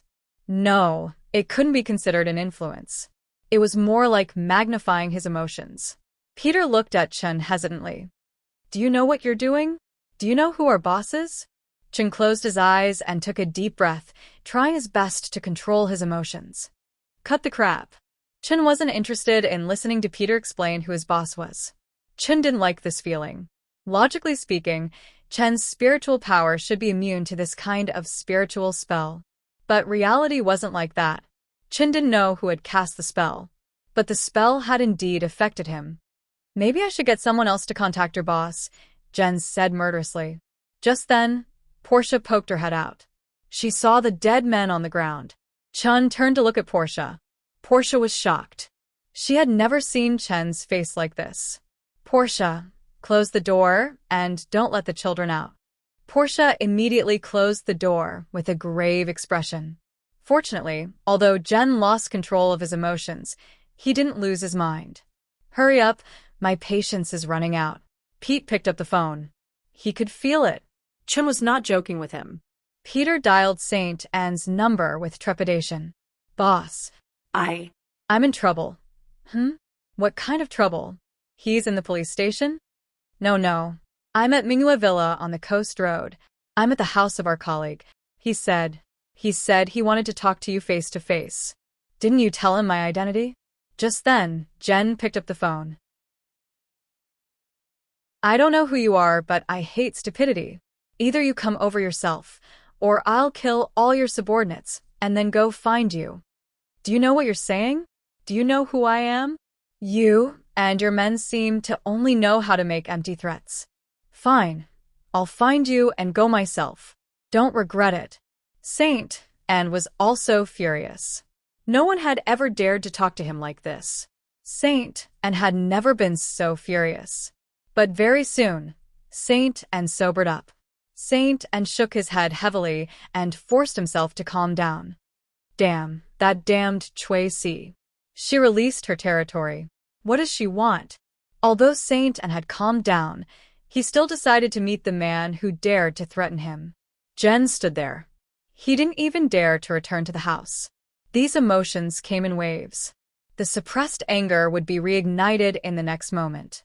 Pete and the people he brought were in great pain. Even though they had guns in their hands, they still felt immense pressure. It seemed that the person standing before them wasn't a human. Rather, it was a ferocious beast. Jen looked up at the sky. The dark clouds didn't look like magic. It was more like someone's territory. Jen wanted to see what effect this territory had on him. Suddenly, he discovered that the immortal power in him was very active. It was this activity that amplified his manic emotions. With his immortal power, no matter how high his mental power was, he couldn't control his emotions. In other words, this territory was a trigger. What was really affecting him was his immortal power. No wonder. Jen was dazed. Who exactly did this territory belong to? Or was it a person? He had to control his immortal power and his power. Finally, he had to control his emotions. To control his immortal power, he first had to understand what was causing it to be so active. However, Chun Zhao soon discovered that by using his own domain to block this unfamiliar domain, he could directly block the influence of this domain. He didn't know who released this territory, but it was undeniably powerful. It covered all of Los Angeles. Even the surrounding areas, like Minuet Villa, couldn't avoid it. Moreover, this territory could affect all the spiritualists in the city. Even the surrounding areas, like Minuet Villa, couldn't avoid it. Ordinary people didn't have magic or immortal power, so they weren't affected. Or people like Jen, who had a territory, couldn't be affected either. But spiritualists who were above ordinary people couldn't avoid it. This territory was silent and almost undetectable. If it wasn't for the people from Sheng An's finance company provoking him, Jen still couldn't discover the territory's influence on him. Before, he'd only been a bit irritated. Only when facing these people did he realize that he could start a massacre. Suddenly, a surge of power descended from the sky. A figure descended from the sky. Sheng An was wearing a Superman costume and looking down at Jen. Jen was stunned. Peter and the men in black he'd brought were all stunned. They stared at Sheng An in shock. Sheng An just floated in the air. He gave off the illusion that he was really Superman. "Are you the one who wants to see me?" Saint An asked in an arrogant tone as he looked at Jen. "You're tuning in to the Dreamy Chapters YouTube channel. We're so grateful for your support, and don't forget to subscribe to join us on this incredible journey through captivating stories. Your generosity through donations truly makes a world of difference, as it's the primary source of revenue that allows me to expand and enhance this channel for you. Thank you from the bottom of my heart for being a part of this adventure."